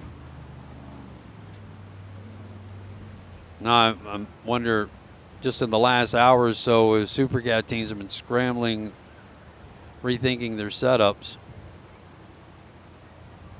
for this next race coming up, but those decisions have already been made because the Supercats are on their way, ladies and gentlemen, and getting ready to come out to wrap up these 2 days of racing. A live stream here at Race World Offshore's Facebook page and our YouTube channel, brought to you by Maximum Inflation. Stay safe and prepared on the water with Maximum Inflation from Leland Management. CO2 cartridges trusted by the U.S. military, NASA, and the U.S. Coast Guard. Find these reliable rearming kits at West Marine, Cabela's, Bass Pro Shops, and local marine stores. Also, special thanks go out to Monster Energy, the official energy drink of the APBA National Series. Look for the boats here on the National Series. As they come out with the Supercats, will be running. Look for the Monster Energy mile buoys that are out on the course. If you're sitting on the beach watching here today, and also on the live stream, you'll see them as the boats pass by on this course. Also, special thanks go out to our hotel partners, which include the Residence Inn 2023 Hotel of the Year, Hilton Hotel and Resorts, Oceanfront Views, Beachfront Suites, Holiday Inn Ocean Views downtown at the Boardwalk, and the Quality Inn Boardwalk Hotel with oceanfront views and 2 pools. Racing Communications, proud sponsor of RWO, IndyCar, NASCAR, two-way communication solutions, and Southern Racing Fuels, from E85 to 118 octane, methanol, alcohol, and nitro methanol. Live coverage also here at the beach on Ocean City with our local media partner, Beach Vibes, RadioOceanCity.com. You can follow them 24/7 online.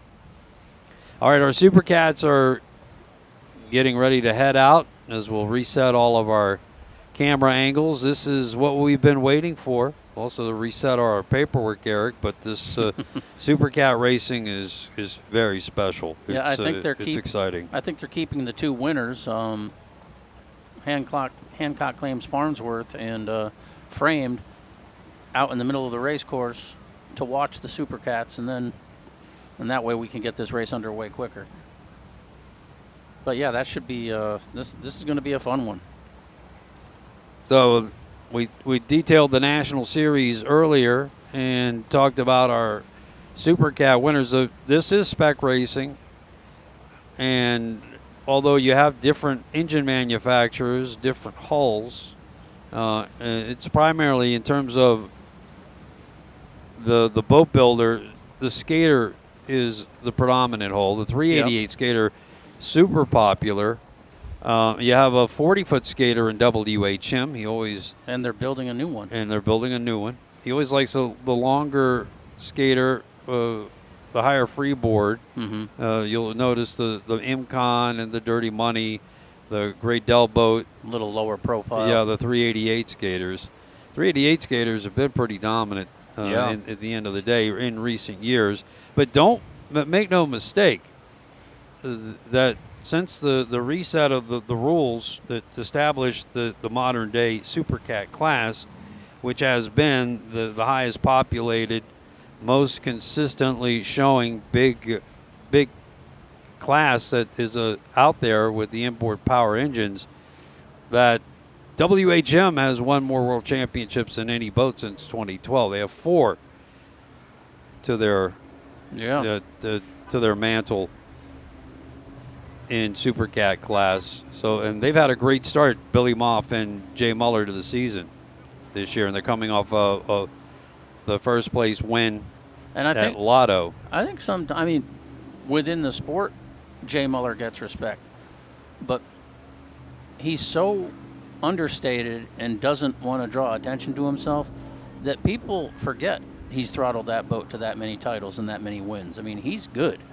He's just as good as some of the more talked about throttlemen, and I just think sometimes he doesn't get the mentions. So, well, we're gonna the up and down the class. They're great throttlemen. John Tomlinson's filling in for Tyler Miller today because Tyler had a back procedure, and Doc Jansen said, "Yeah, let's just have you sit out Ocean City because that could be bumpy, and then you can get back in the boat for Sheboygan because you'll get all that rest and time off." Because Sheboygan being on the Great Lakes could get interesting. Did they just? Oh no, he got it. He got it. He looked like at first it looked like he pulled the flag off the pole, but nope, they've got their flags, and no, maybe they are. They earned that. They earned that checkered flag. Yep. I just wasn't sure if the officials were gonna make them stay out on the course. Well, if the groundswell wasn't bad enough, boats zooming through there didn't help that situation. Yeah, no, up and down the class, Gradell is Billy Moore, a seasoned veteran, Class 1 throttle man, and who was throttle up and down the ranks. Anthony Smith aboard the Team Farnsworth Hancock Claims boat.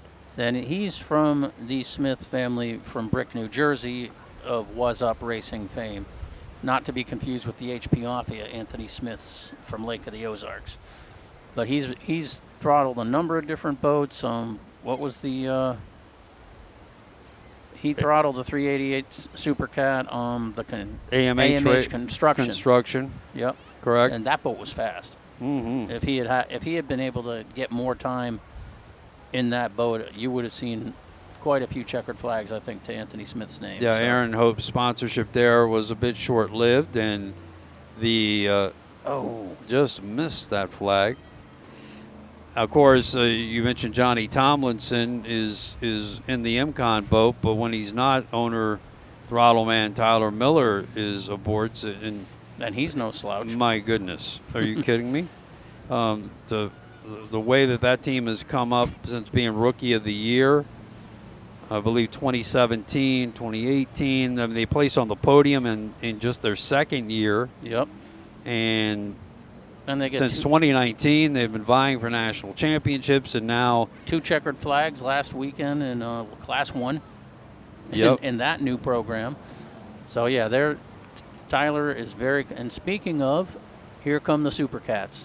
Yeah, the Supercats are on their way down the beach. We'll see them here momentarily on the live stream. Fans will be seeing them here in front of them as you're watching from the beach. And then, I have to mention real quick what's going on with Bill Pyburn. Oh, yeah. And they're due. The Dirty Money. They are due. Oh, yeah, they're super due. They got tagged with a penalty last week, and they had a Beach. They ran out of gas while leading by a lot. In Marathon, they ran out of gas. Oh, Marathon rather. Yep, and so they've been kind of snake picked, but they have been fast.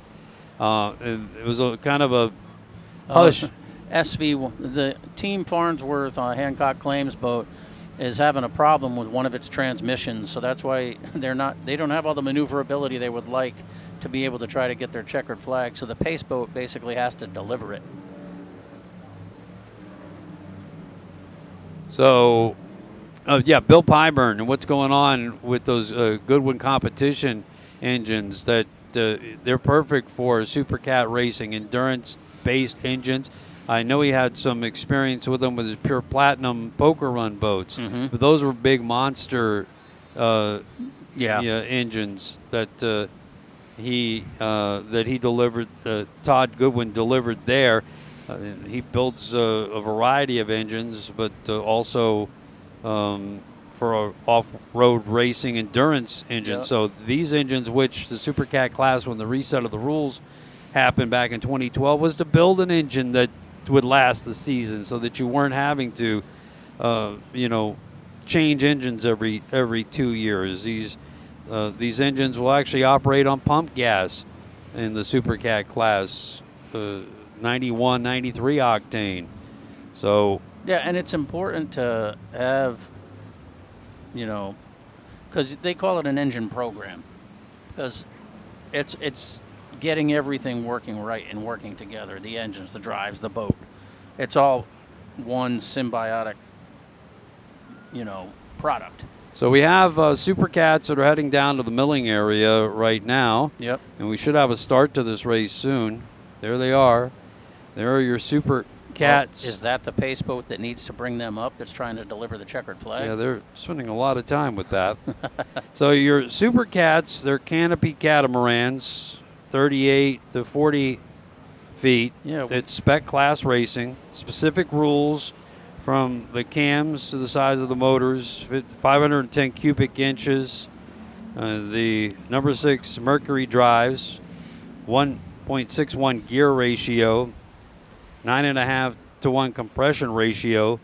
It's a 2-valve system. A max lift is limited to the size of the cam, specific to the intake manifold. No transmissions in these boats, no fuel injection. These are the old Holley-style carbureted engines. They have a maximum 7,000 horsepower, and the tunnel width, 7,000 RPM. the 7,000 RPM. Thank you, and they have a 66-inch tunnel width. There's your starting lineup. And this is the lane assignments as well as the starting lineup. Lane 1, the defending national champion, MCon Monster Energy, Myrick Coyle on the driving, John Tomlinson on the throttles. Lane 2, boat number 9, Team Farnsworth, Christian McCauley driving, Anthony Smith on the throttles. Lane 3, WHM Motorsports, boat number 5, Billy Moff driving, Jay Muller on the throttles. CJ Grant Graydell, lane 4, Billy Moore throttling, Chris Grant is the owner-driver. Dirty Money Racing is in lane 5. That is driver Britt Lilly from Millersville, Maryland, and Bill Pyburn on the throttles. Lane 6, Roland Transport, owner throttleman Vinny Diorio, driver Matt Jaminski. In lane 7, CR Racing from Lake of the Ozarks, throttles Casey Boaz, Rob Understall on the wheel. So there's your lineup, our starting grid for the final race of the Ocean City Grand Prix. Race World Offshore really enjoying 2 days here in the OC. And the APBA National Series will return here again next year. And so our boats will mill. 14 laps they're going to run. Yep, 14 laps, 63 miles. Our boats will mill again off turn number 2 on the south end of this course.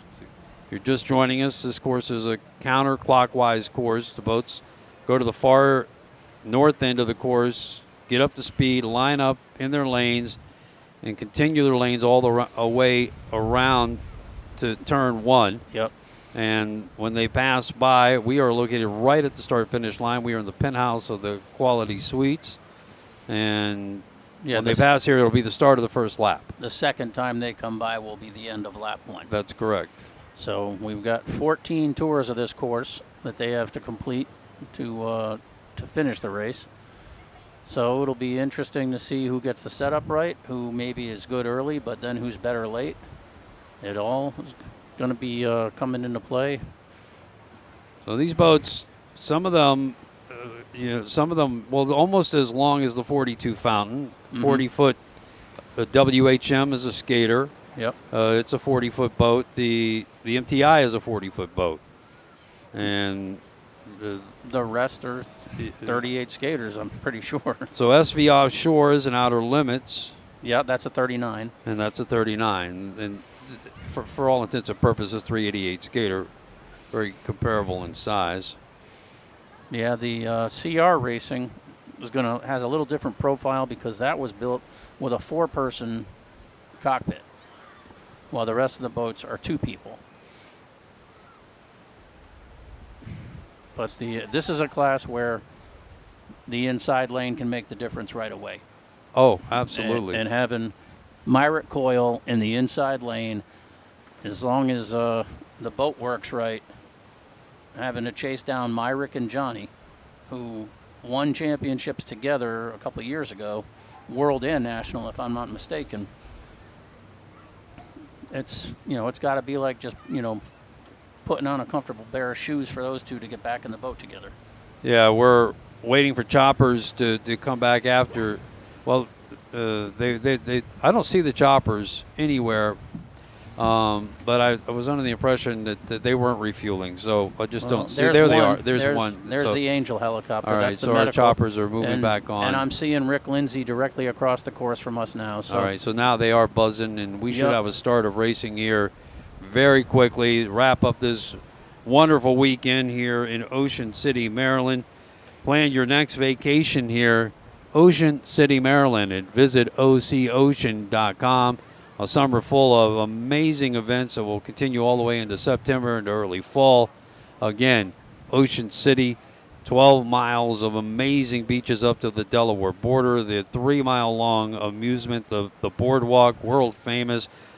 Great culinary experiences here in Ocean City on the Eastern Shore. I'd recommend your 2025 vacation booked around this race. Absolutely. It'll be the start of June. Great weather. It was pleasant all week in the 70s, sometimes touching a little bit 68, 69 in the early morning. So we go back on top for our final race on the X Insurance Helicam. Looks like they may have skipped Orange Smoke and gone right to lining them up here. I'm just looking for the pace boat. There it is, and yellow flag. So, they're going to line them they're right up. forming them right up. Yeah, getting us on the move. So we're going to go racing, folks, and we thank you for sticking with us to get to the final race, the big one that you've been waiting for. Supercats are ready to roar here in Ocean City, Maryland. 7 of them. In this lineup with what looks like a sneaky good lane position to me, because it's the bigger boat, is WHM in lane 3. Now, a lot of talk about great liveries. We always forget WHM. Yeah. That overhead shot of that boat, that is, American flag streaming over the canopy. Yeah, Billy's a very patriotic guy. Billy Moff, the owner and driver. It's inspirational. Okay. All right, Green so flag. We already got a green flag, so Let's see who gets the jump here. the race is on. The RWO Ocean City Grand Prix. It's Supercat racing here on this Sunday afternoon on the waters of the Atlantic Ocean. MCON. MCON on the inside and all the way out in lane Look at Dirty 5 Money on is the Dirty outside. Yep. And look at CR Yes, sir. on the farthest outside lane. And let's see if CR ends up having they're flying already. So they're dealing with what Gladiator had to deal with yesterday, being the closest one to the beach. Let's get everyone down past this start line in one piece. And then they're going to have to hold their lane all the way through turn 1. All right, lap number 1 goes. CR Racing edges out, but they're on the outside leg. Shortest way around the course is MCON. Look at WHM. They're staying tight to the line of MCON, but falling back a little bit. There is Gradell. They've always gotten off to good starts this year.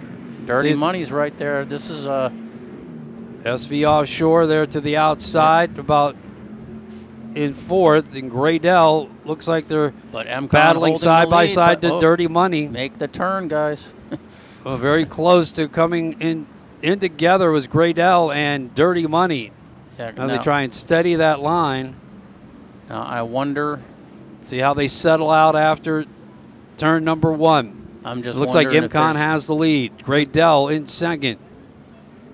I'm sure And they're Dirty Money in third. they're going to be looking at those how they held their lanes going through that, because the officials have been big on hold your lane through turn 1 at all the drivers' meetings. But So MCon yep.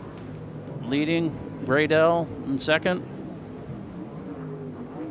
Coyle and Tomlinson aboard as they move off the screen. Great Dell has second. Dirty Money in third. Yep.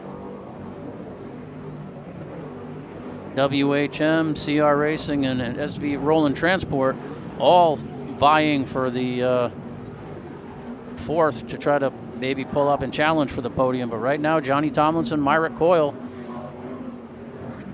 Boat's got a great attitude. Handling the waters here Let's very well. Here see comes who's got the WHM setup. moving up. Yep. He's got the inside line on Dirty Money, and Great Dell moving up to the outside as they move to turn number 2. So Myrick's going to hold his line. Now, Moving towards the pin now. because it's so similar to yesterday, do you think that gives Billy Moore a setup? You know, He has the advantages of running. Did he learn something yesterday? Because Myrick hasn't been out today, and he's usually running 2 and 3 races in a weekend. Myrick navigated a little wide of the pin and then dove in sharply towards the second pin. Yep. Now C.J. Grant's going to try to come underneath, or Graydell. And they go to the inside. They'll try and sneak by. Yep. But you know that Myrick and Johnny are going to try and close the door on them. And I'm sure that Tyler is the one on the headset on the land talking with them. There may not be any room for them to navigate as they come down towards that finish buoy to complete lap number 1. Right now, Imcon has the lead. Graydell in second, and Dirty Money and WHM battling for third. And remember that because they moved that finish buoy in, is that going to, if they stay tight to this finish buoy, is that going to put them inside the line to go out on the south turn? So here comes Imcon. MCon's ahead. Turn that first lap at 87 miles an hour.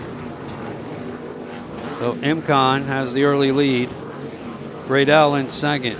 Roland Transport's fourth, WHM fifth, CR sixth. I have not seen Team Farnsworth Hancock Claims come through.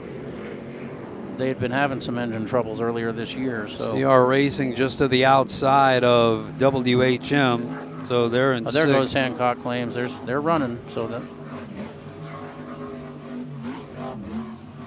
SV Offshore in fourth behind Dirty Money in third. yep, There's Graydell. Graydell's having to go back outside now. So going sideways, crossing through the wakes, means you're not going forward. So the more they have to do that, the better of an advantage it's going to give to MCon. And plus, you don't want to keep going through a rooster tail in salt water. So these boats can top in out at 120, right there a little bit above in the straightaways. The trick on these boats, because they're not naturally aspirated, because they don't have a ton of torque, you've got to keep them up in the RPM band on the turn. So they're very tricky to turn. You never really want to throttle them down too much, but you got to set them into the turn, keep the RPMs up. It's more of a trim adjustment in the turns than. And just get it around enough. Yeah, MCon had a 3-second lead on the back on the outer leg. And get those throttles back down again coming out of the turn. You see Graydell stalking the MCon Monster Energy team. They pass through the Monster Energy drink mile. Graydell, CJ Grant out of Canada. Billy Moore out of New Bern, North Carolina.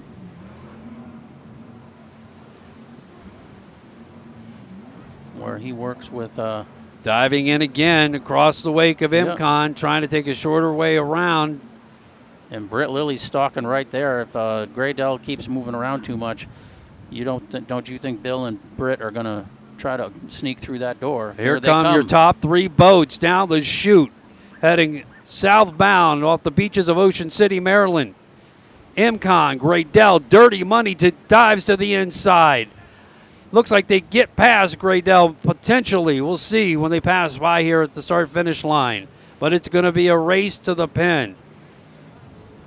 Will there be enough water between them? They almost collided earlier at the start of the race. Just came into contact with each other as they went side by side into turn number 1.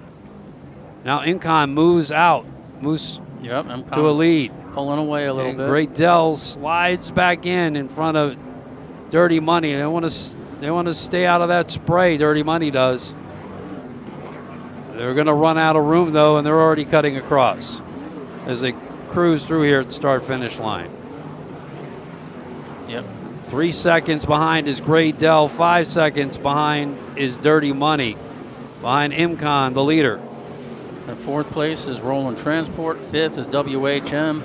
6th, CR Racing is right there. I mean, Roland Transport having a nice run here. Yeah.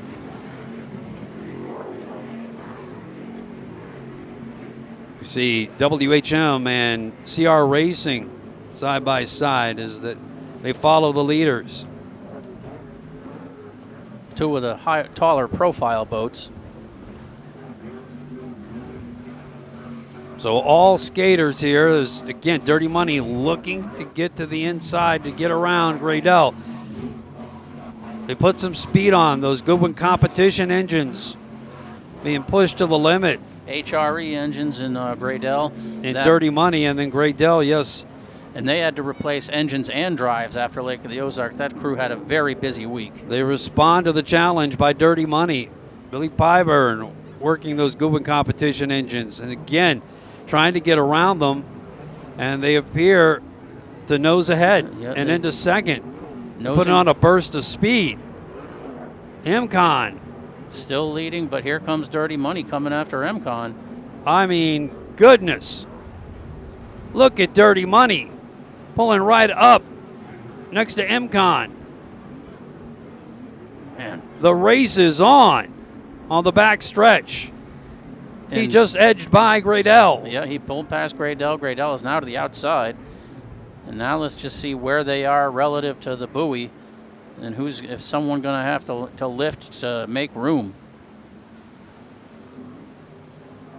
Great shot from the X Insurance Helicam. Dirty Money maintaining that line, and they hit the pin. Yep. They'll take the lead. Dirty Money takes the lead on halfway through, let's say, lap 3. And let's just see if they start to stretch it out like they did in Marathon. This is reminiscent, as you just said, of the season opener. Dirty Money. Boy, their camp's got to be going nuts. Yeah. But it's lap 3 of 14, though. But we have a long way to go. Dirty Money. Now with about a 5 boat length lead. We'll give you an interval here as they pass. They were 5 seconds behind Imcon on the last lap. There's something about that outer leg where the boats seem to make up more time than they do on the leg closer to the beach as far as being able to reel somebody in. Britt Lilly, Bill Pyburn, Dirty Money. There's your money shot.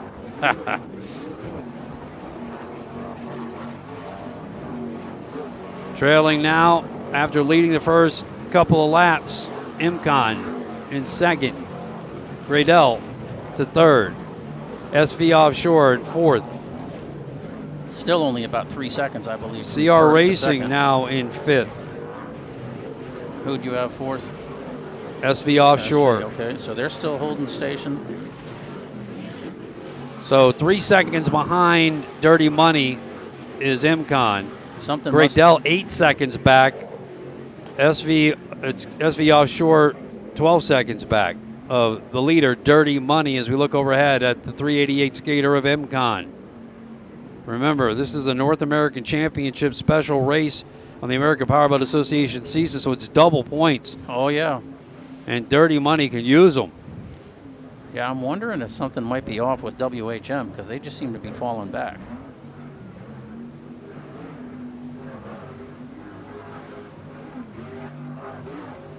Or is it that everyone else is running better? Because you don't want to take away credit from someone. But Myrick Coyle and the John Tomlinson. veteran throttleman John Tomlinson. Chasing the upstart throttleman Bill Pyburn. As we glance ahead at the Dirty Money. Both 388 skaters. Yep. You got Sterling Power against Goodwin Competition Power in the Dirty Money. It's a Big Ten matchup. Michigan versus Ohio. Isn't that a good one? Is Goodwin Ohio? Wisconsin. Oh, Wisconsin. But still Big Ten. Still Big Ten. Yep. So there's your lead boats.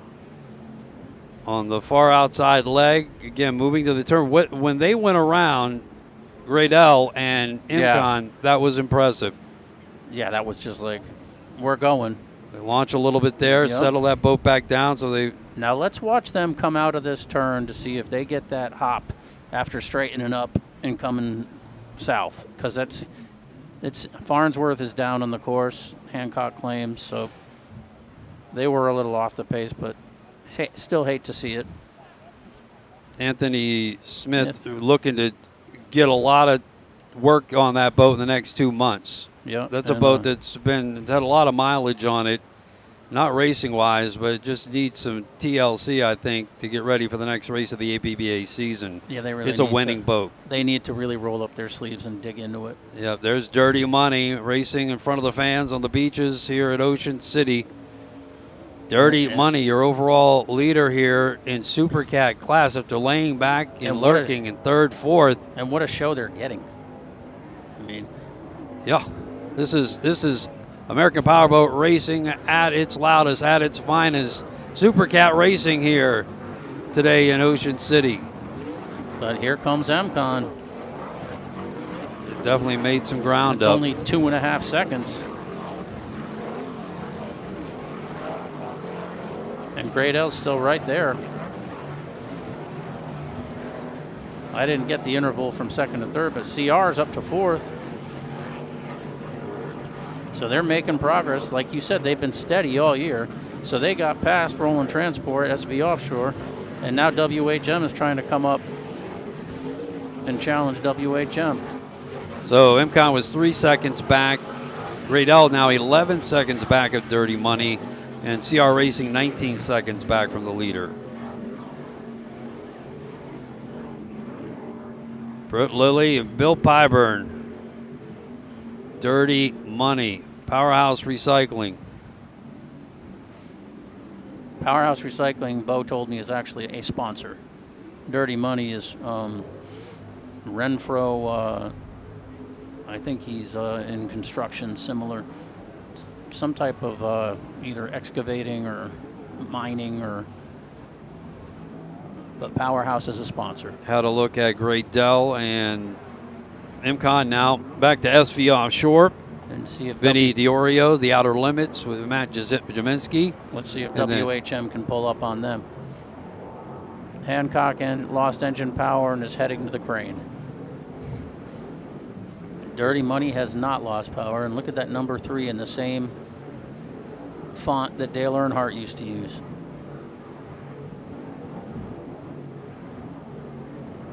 Got this boat set up perfectly for this water here. And the way that the wind changed, laid down that ground swell. It's still challenging and tricky. Especially at 120 miles an hour.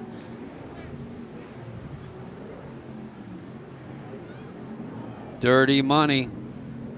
But great attitude to that boat. Great attitude to the top three. All these boats, they're running well.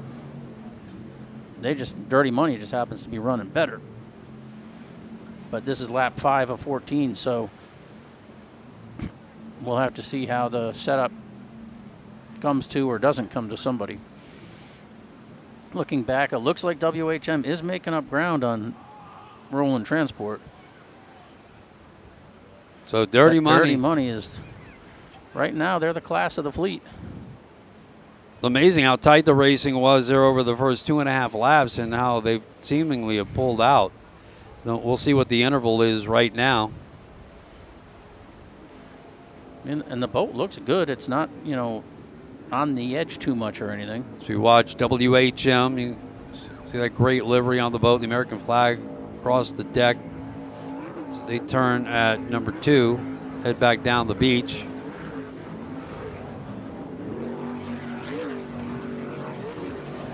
As we watch Dirty Money complete lap number 5. Imcan running in second. Graydell third. Yep. CR fourth.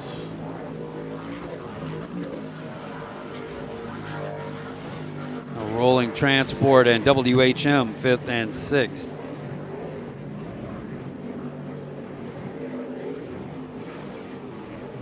Eight seconds is the lead for Dirty Money over Imcan. 12 seconds ahead of Graydell. And 20 seconds in front of CR Racing. Back over head. Dirty Money, then Graydell. They've got some new engines coming for that boat, don't they, Graydell?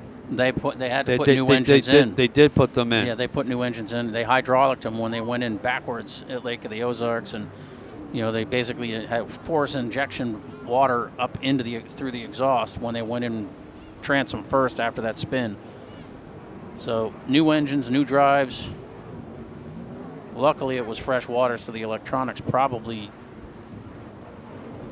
weren't too damaged, but I don't want to say anything. There's your 2-time defending world world and national, 3-time national champion, Imcan. The part of the Monster Energy team as they cross the Monster Energy drink mile. Good shot of the outer limits. The Oreo and Jaminski to the left of the screen, and then Moff and Muller trying to come up on the inside of them there. But then back to the Monster Energy team, Imcan. They also run a Class 1 boat on the UIM series.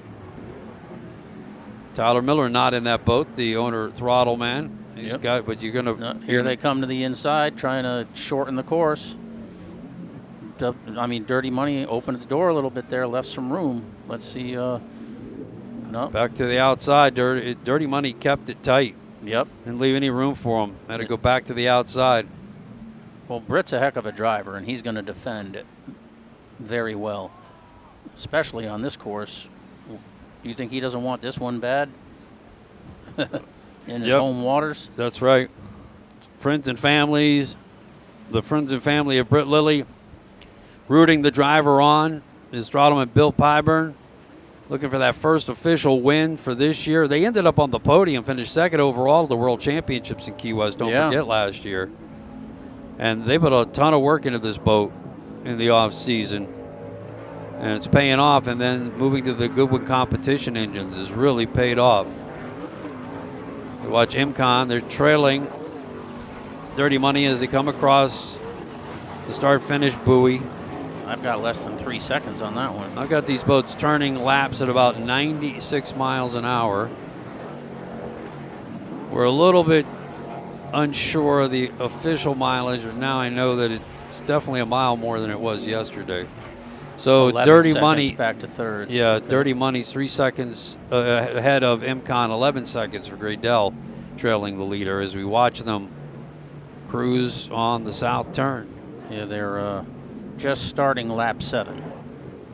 Rob Understall, Casey Boaz, that's CR Racing. I think CR Racing's off the pace on the screen. Yeah, because Roland Transport just came by in 4th and WHM in 5th. So we'll have to see where CR Racing winds. Yep, they're down. Oh. Disappointing turnout for CR Racing. See if they can shake those troubles. Yep. If they got the hatch. Hatch is up, and it looked like frustration when that looks like Rob, but no, that's Casey, left side of the boat, checking something in the engine compartment.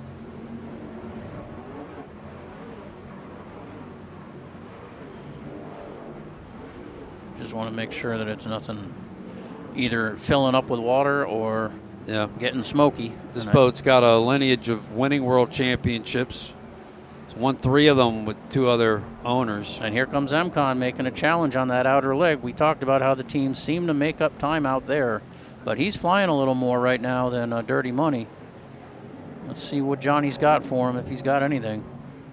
They did put a new Sterling engine in MCON late yesterday because they found some metal shavings that they didn't like the looks of. So they swapped them out, and half the people swapping out that motor were wearing SV Offshore shirts. Back to our leaders. MCON challenging. Dirty Money has the better line. I was going to say it looked like Myrick thought about going to the inside, but then thought better of it. It looked like maybe he was going to try to make the move, but still got a lot of racing to go. Yep. This is lap 6 of 14. They're finishing up. Watch those cats hop, get up into the air. As we look back down at CR Racing, broken to the inside of the course. Now here they are running along the beach. MCON is coming through the wake now, so they're going to try to get to the inside at the start-finish to set up for the south turn. It does look like CR went, or Dirty Money went wide for some reason, doesn't it? Depends on Yeah, exactly. it just depends on the angle. Yeah, it depends on how close they're coming to that start finish. Because Yeah, Dirty Money's still out front. He is, but he's got some room to the inside on the start finish buoy. But Britt's turned this boat perfectly so far in this race. And I think he's not leaving him any room again. And he made some distance up as MCON just continues to lurk. 4 seconds behind there at the end of that lap. Now Graydell 16 seconds back. Yeah, I wonder if Graydell was slowing a little bit. Appears that CR Racing going to call it a day. Now Rob comes up. Not a good end for those guys. Hard work to get that boat here, and now they'll regroup for Sheboygan in 2 months. Again, following MCON, we got Dirty Money 1, MCON 2, Graydell 3. Fourth is SB Offshore. WHM is trying to come up on the inside of Roland Transport SB Offshore here, going into the south turn. So WHM running in 5th.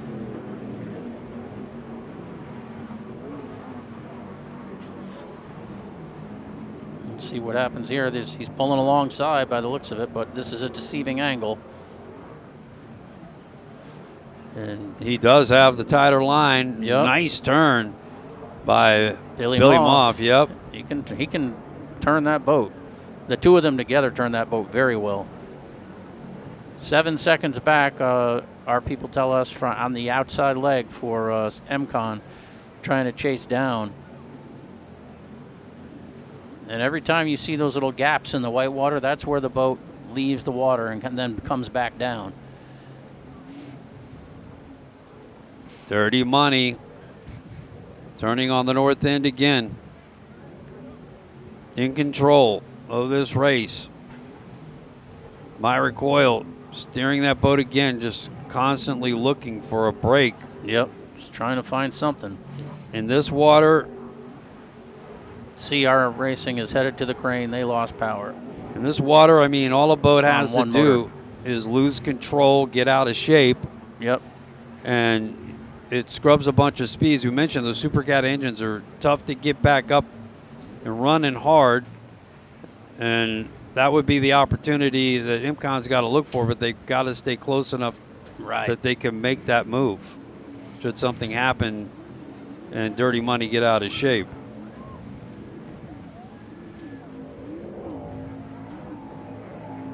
And here's Graydell. They're falling back a little bit more than they would like.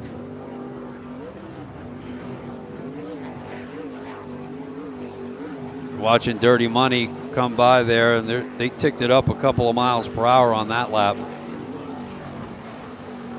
MCON running second, 7 seconds, so behind the leader. Unable to make any substantial ground. No. And then Graydell right now is kind of alone in third. They're not challenging, but There's a pretty big gap back to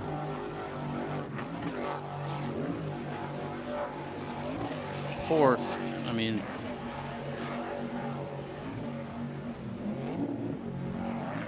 Gradell.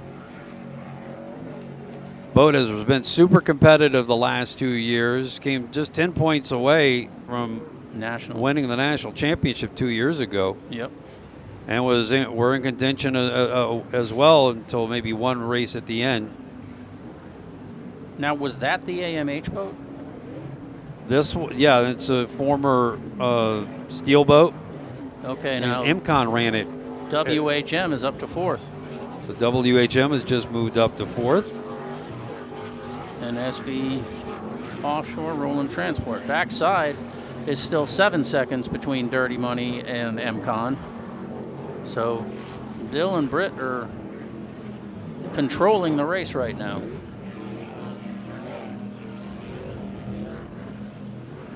Looking at Vinny Diorio's outer limits. He's on the throttles. Matt Jaminski, veteran poker runner, joined him last year on the wheel.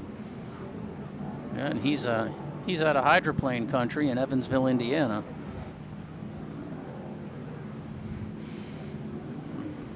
WHM maybe coming to it. Maybe the setup's coming to him, but he's got a ways to go to reel in third. Great shot of the outer limits.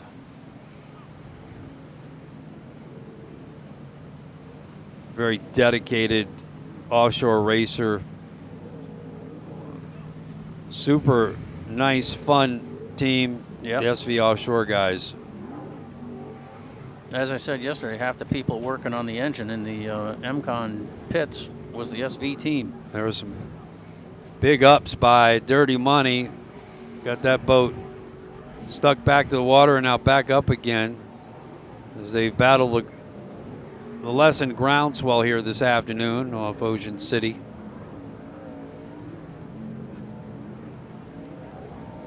Continue to lead now. This is finishing lap number 8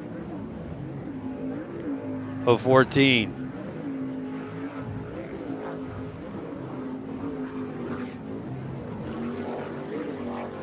Continuing to maintain their lap speed, turning it in 3 minutes, 3 seconds.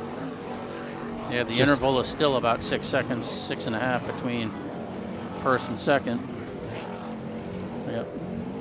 So 6-second lead. Gradell here comes through, continuing to hold on to third after running up front early.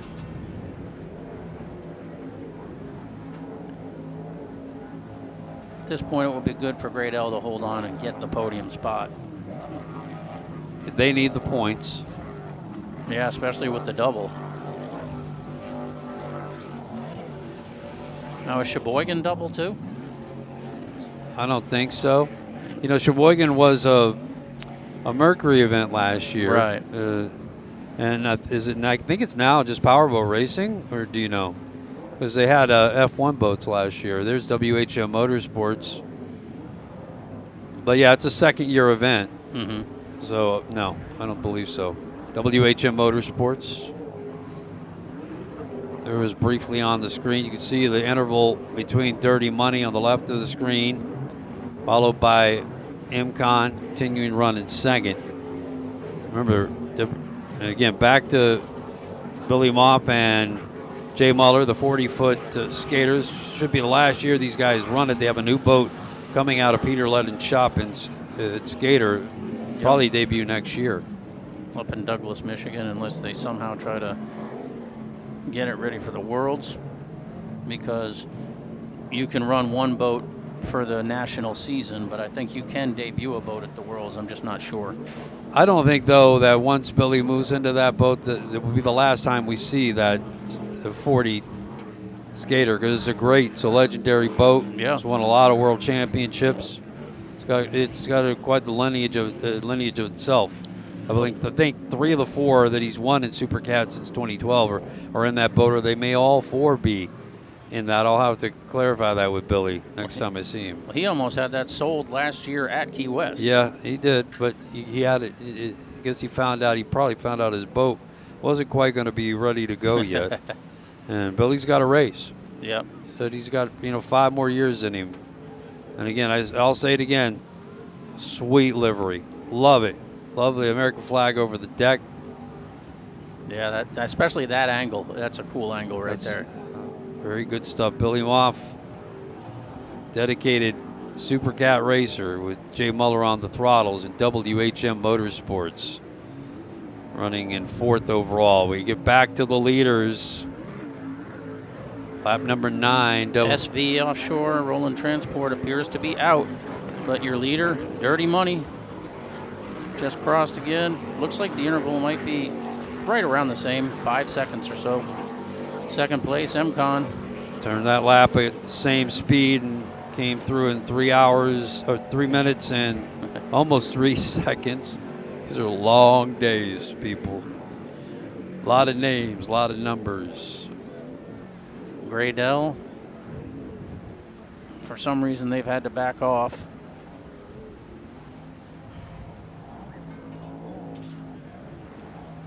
CJ Grant and Billy Moore in the 388 skater with HRE power.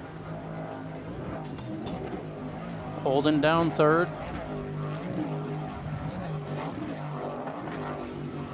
Yeah, we'll remind you that the results of today's races are unofficial until inspection checks off on the post-race inspections and that there weren't any infractions on the course.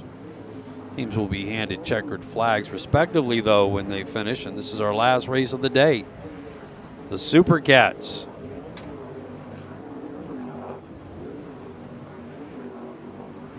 The Roaring Cats of APBA National Racing.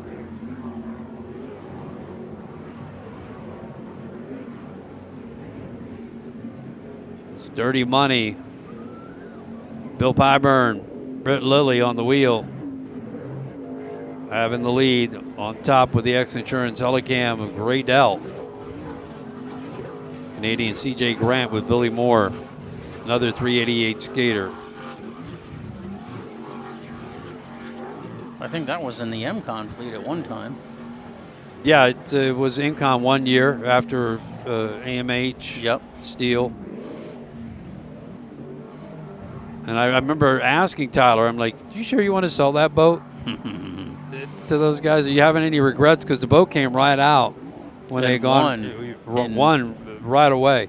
I think it won at Coco. And it was a great, supposedly rough water boat, but yeah, those guys challenged for the national championship. We see Dirty Money getting a little air 2 different times there off that turn, and he kind of says, you got to know, but yeah.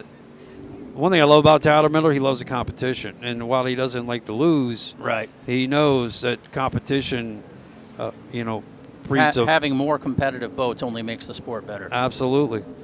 And so for him to sell that to Chris, knowing what Billy was going to, what the team was going to do to, to set it up and make it competitive. And MCon, quite a run over the last few years. Looks like they've got a challenge in front of them to defend this national championship and world championship. Dirty Money is a force to be contended with. Again, coming around just shy of 3 minutes, 3 seconds on that lap. Just about 3 seconds, 5 seconds. 5 second interval to MCon. And again, they're close. Yeah. You just wonder if the wily veteran, Johnny's got something up his sleeve, but I don't think he'd let him start getting 5 and 6 seconds away. You know what I mean? Yeah, I think this is, that would tell you. Let's watch this back stretch and see what happens, because in the earlier races, this is where we saw boats make up time, was out on the outer leg. So let's see if MCon has something here. Because he's taking the outside line, kind of, keeping it spooled up.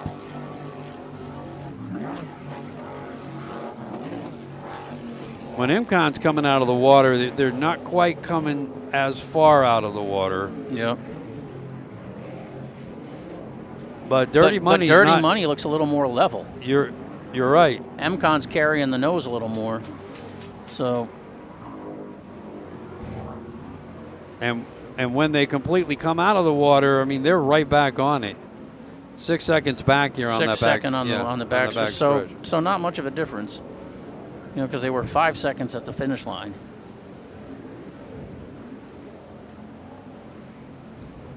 Great look at those number 6s, the sterling power of IMCON. And WHM is running sterling as well. We look overhead.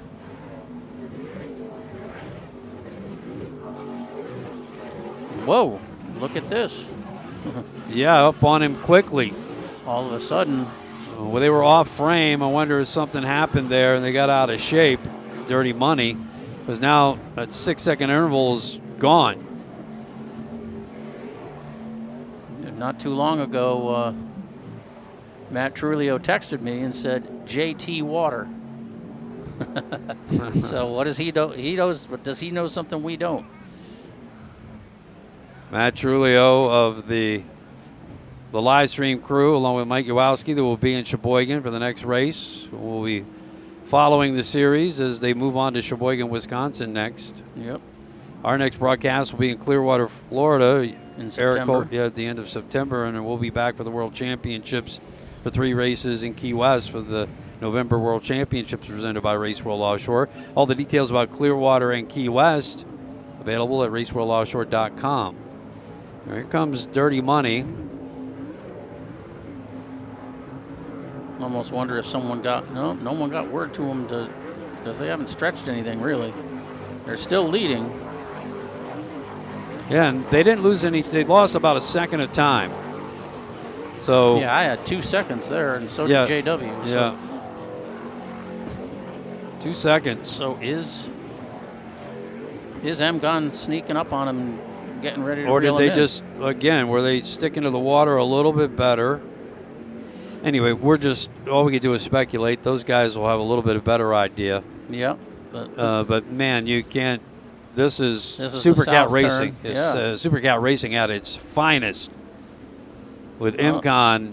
Okay, Myrick just dedicated himself to making the move to the inside, but now he's got to go back out. And he's losing speed. That's a lot of turning. Never the best way to go. The fewer the turns, the faster the lap. So you get back on board with 54 Great Dell. That logo on the side of the boat, the Too Much logo, is a caricature of C.J. Grant. He drove Chris, he drew it himself. It's hilarious. I love it. I have it on my computer. I asked him for a sticker. I put one on my truck. I need to take a closer look at it. Yeah, it's great. It's got a cigar in it, and his hands are kind of up like, too much? Oh, I got you. Yeah, that was their joke when they started testing boats was, the guy that was driving it was telling the throttle man, too much. Oh. Yeah, you're going too fast. Oh, Dirty Money launches off a wave. Settled back in. IMCON surely was able to grab some water there. Span some distance. Now IMCON just took a launch. They did. Boy, these teams are battling it out. And that's the thing is it's such a fine touch on the trim. You go up a little too high, that's when you launch. So then you got to bring it back down so you don't lose the forward momentum.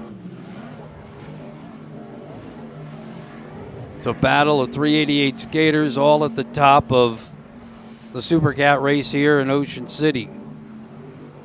Goodwin Competition Power and Dirty Money, Sterling Power and IMCON, HRE and Great Dell. Down the south stretch. Once again, this will be the conclusion of lap number 12. And Dirty Money stretch it out a little bit from when IMCON was running up on their stern not so long ago. These two battling it out.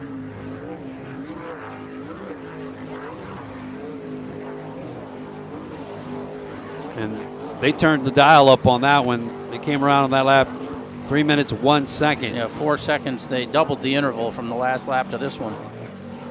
So I had them up 2 miles an hour on that lap, Dirty Money.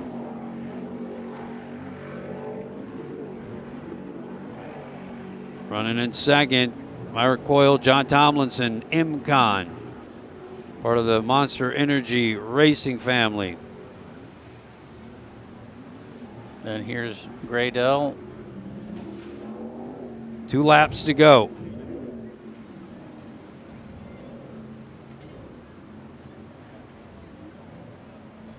Turned out to be a fantastic weekend of weather here in Ocean City, Maryland. Can't thank our host here, the city of Ocean City, the town of Ocean City, for their hospitality and their professionalism. Supporting this race with amazing signage and organization. Tremendous race program with pictures of the boats. It's definitely a keepsake. So we look at Graydell continuing off in third. Now back to our leaders. As Dirty Money continues to hold off the Imcon racing team. Or do they? Man, you just caught it right at the right time, and all of a Here sudden, goes Imcon. Imcon goes around Dirty Money.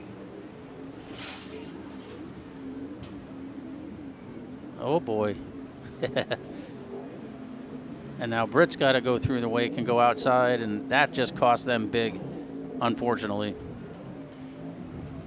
And they don't quite look like they're running like they were running before either. No. And Imcon has taken the lead here at the Ocean City Grand Prix. And they are pulling away. Yeah, the checkered flag's out, dude. Checkered flag's on the pace boat. They're getting ready to wave it. So Imcon coming around. Looks like they could be the winner of this Ocean City Grand Prix. What a move at the end there. As Imcon if we're charges ahead. If we're seeing this today, yep, the checkered flag is waving. Imcon made the move on the last turn at the tail end of the stretch and takes the win. Wow. And Dirty Money takes second. Finish about 8 seconds off the pace.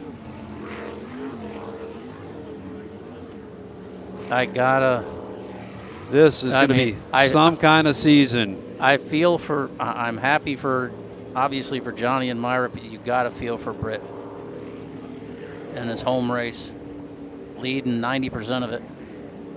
And now Graydell is just going to try to get around because they look like they're falling off. So big day for Imcon. Yeah, can WHM catch? I don't think they have enough to catch Graydell, but let's see what happens here. No, Graydell's running. Graydell's all right. Yeah, they're doing fine. Wow. Well, just as we looked up. I was literally, Larry Blau just came into the main live stream area and said, what happened? And I looked up at the north end of the course, and Todd said, I think Dirty Money has it. And I said, or do they? And then Imcon went right around it. It him. was that quick that Imcon because they were spanned the difference. And most of the time when someone went would right make a past move, them. they were making it on the outer leg going north. And they went around him. And then Myrick went underneath, right? We didn't have the camera shot really of if anything happened, but it did seem like Dirty Money had a little less of something. Yeah, right at the end there, but a wily veteran. Let's see what Johnny has to say about this one. And there's no diver drop today, so they're not going to do the... That is the conclusion of racing. We'll get one more great look at the WHM Motorsports boat here in front of the fans in Ocean City one more time. A wrap-up of Supercat racing. That was phenomenal. full of some mystique and pretty awesome if you're an MCon fan, as they come around on the last turn and get past Dirty Money, who had been just dusting them. Or if you're a competition fan. Absolutely. That was just amazing. It was. It was surprising the way he went past him like a blink of an eye. Unofficial still. Of course, they got to go through inspections and everything. All results today unofficial until final inspections are made. But wow. MCon. But still, I see. Great. I think Dirty Money headed straight in. They're not. Oh, there they are. They're still out in the middle of the course, but because MCon's waiting for their well-earned flag, they're going to roll it up and bring it over to them.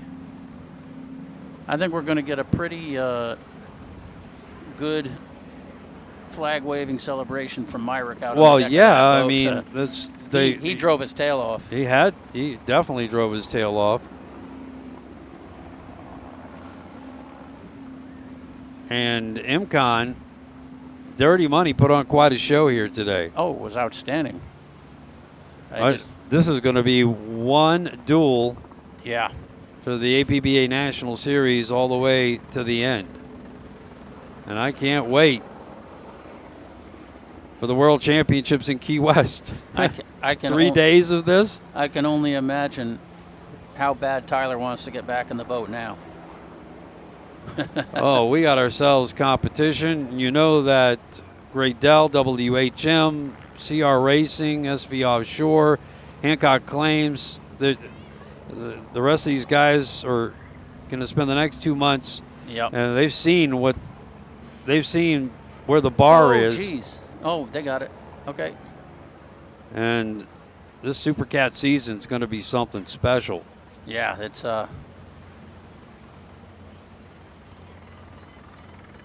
I mean, you got rivalry brewing. Yes. But I'm sitting here like, when Matt texted me JT Water, and I was kind of like, I don't know, man. Big win for the MCon team. Part of the Monster Energy Racing Group. Myrick Coyle back to the cockpit. Got the grizzled vet, John Tomlinson, sitting in for Tyler Miller. And they're hanging the checkered flag proudly here. Winning in Supercat today. Sneaking past and edging. Dirty Money, Bill Pyburn and Britt Lilly take the win. Third goes to Great L, Chris Grant and Billy Moore. Double podium for Billy Moore this weekend. Yep. So wins the factory 450R factory race. 388 skaters across the top of the podium. It's Sterling Power that takes the Supercat win today. Goodwin Racing Engines, competition engines take second, and HRE take third. And that will conclude today's Ocean City Offshore Grand Prix. It's been great being with you here at Race World Offshore's Facebook page and on YouTube, presented by Maximum Inflation. Stay safe and prepared on the water with Leland Management's Maximum Inflation CO2 cartridges, trusted by the U.S. military, NASA, and the U.S. Coast Guard. Find these reliable rearming kits at West Marine, Cabela's, Bass Pro Shops, and local marine stores. And, of course, we want to thank RadioOceanCity.com for participating here, providing us coverage here for local fans as we look once again at MCon, your winner today here in Supercat. All official results, once they've been cleared by tech inspections, will be posted at RaceWorldOffshore.com results. And we'll have a full wrap up on SpeedOnTheWater.com sometime tomorrow before midday, hopefully.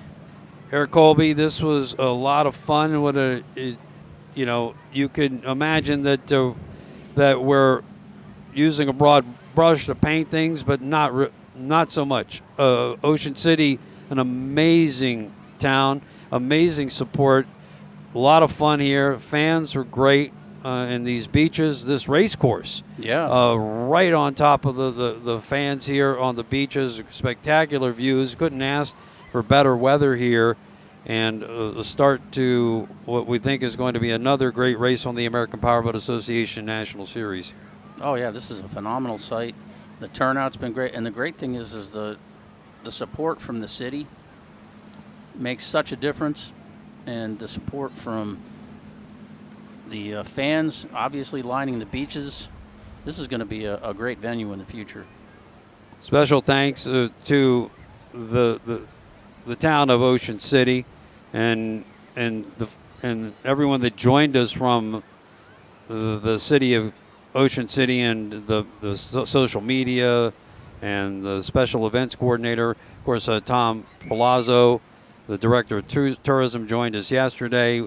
We had the director of special events, Frank Miller, that joined us, and Brenda Moore also came in. We've got events all through the summer here at Ocean City planned. You can plan your next vacation. There's always something to do throughout the summer and into the fall.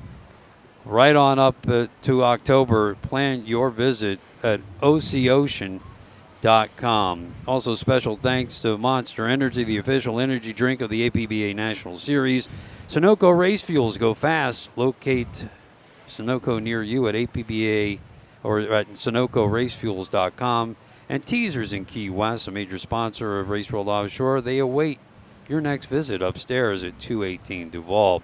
Well, we look forward to your story tomorrow at SpeedOnTheWater.com. Eric Colby, great work. We appreciate you and look forward to seeing the story. We'll see you next in Clearwater and then on to Key West for the World Championships. Great working with you again. And you know what? I imagine the month between Labor Day and Columbus Day down here on this beach has got to be something. Oh, spectacular. My favorite time to come up here and visit was, late September, early October. Yep. Fantastic weather. Great crabbing weather too. If you like just those northeast style crabs, whether you get them right here. Amazing seafood in Ocean City. Special thanks to our camera folks out there, Joe and Oslam Berg. Also our producer from Extreme Angles, Chris Bennett. Special thanks to J.W. Powell, who joins us here with help on the live stream for helping and scoring and Rick tracking and Parker boats. Lindsay for flying. And my goodness, X Insurance for the incredible shots that they bring us from the X Insurance Helicam. And remember, Parker, he puts up great stuff on his Instagram page as well, Parker Lindsay.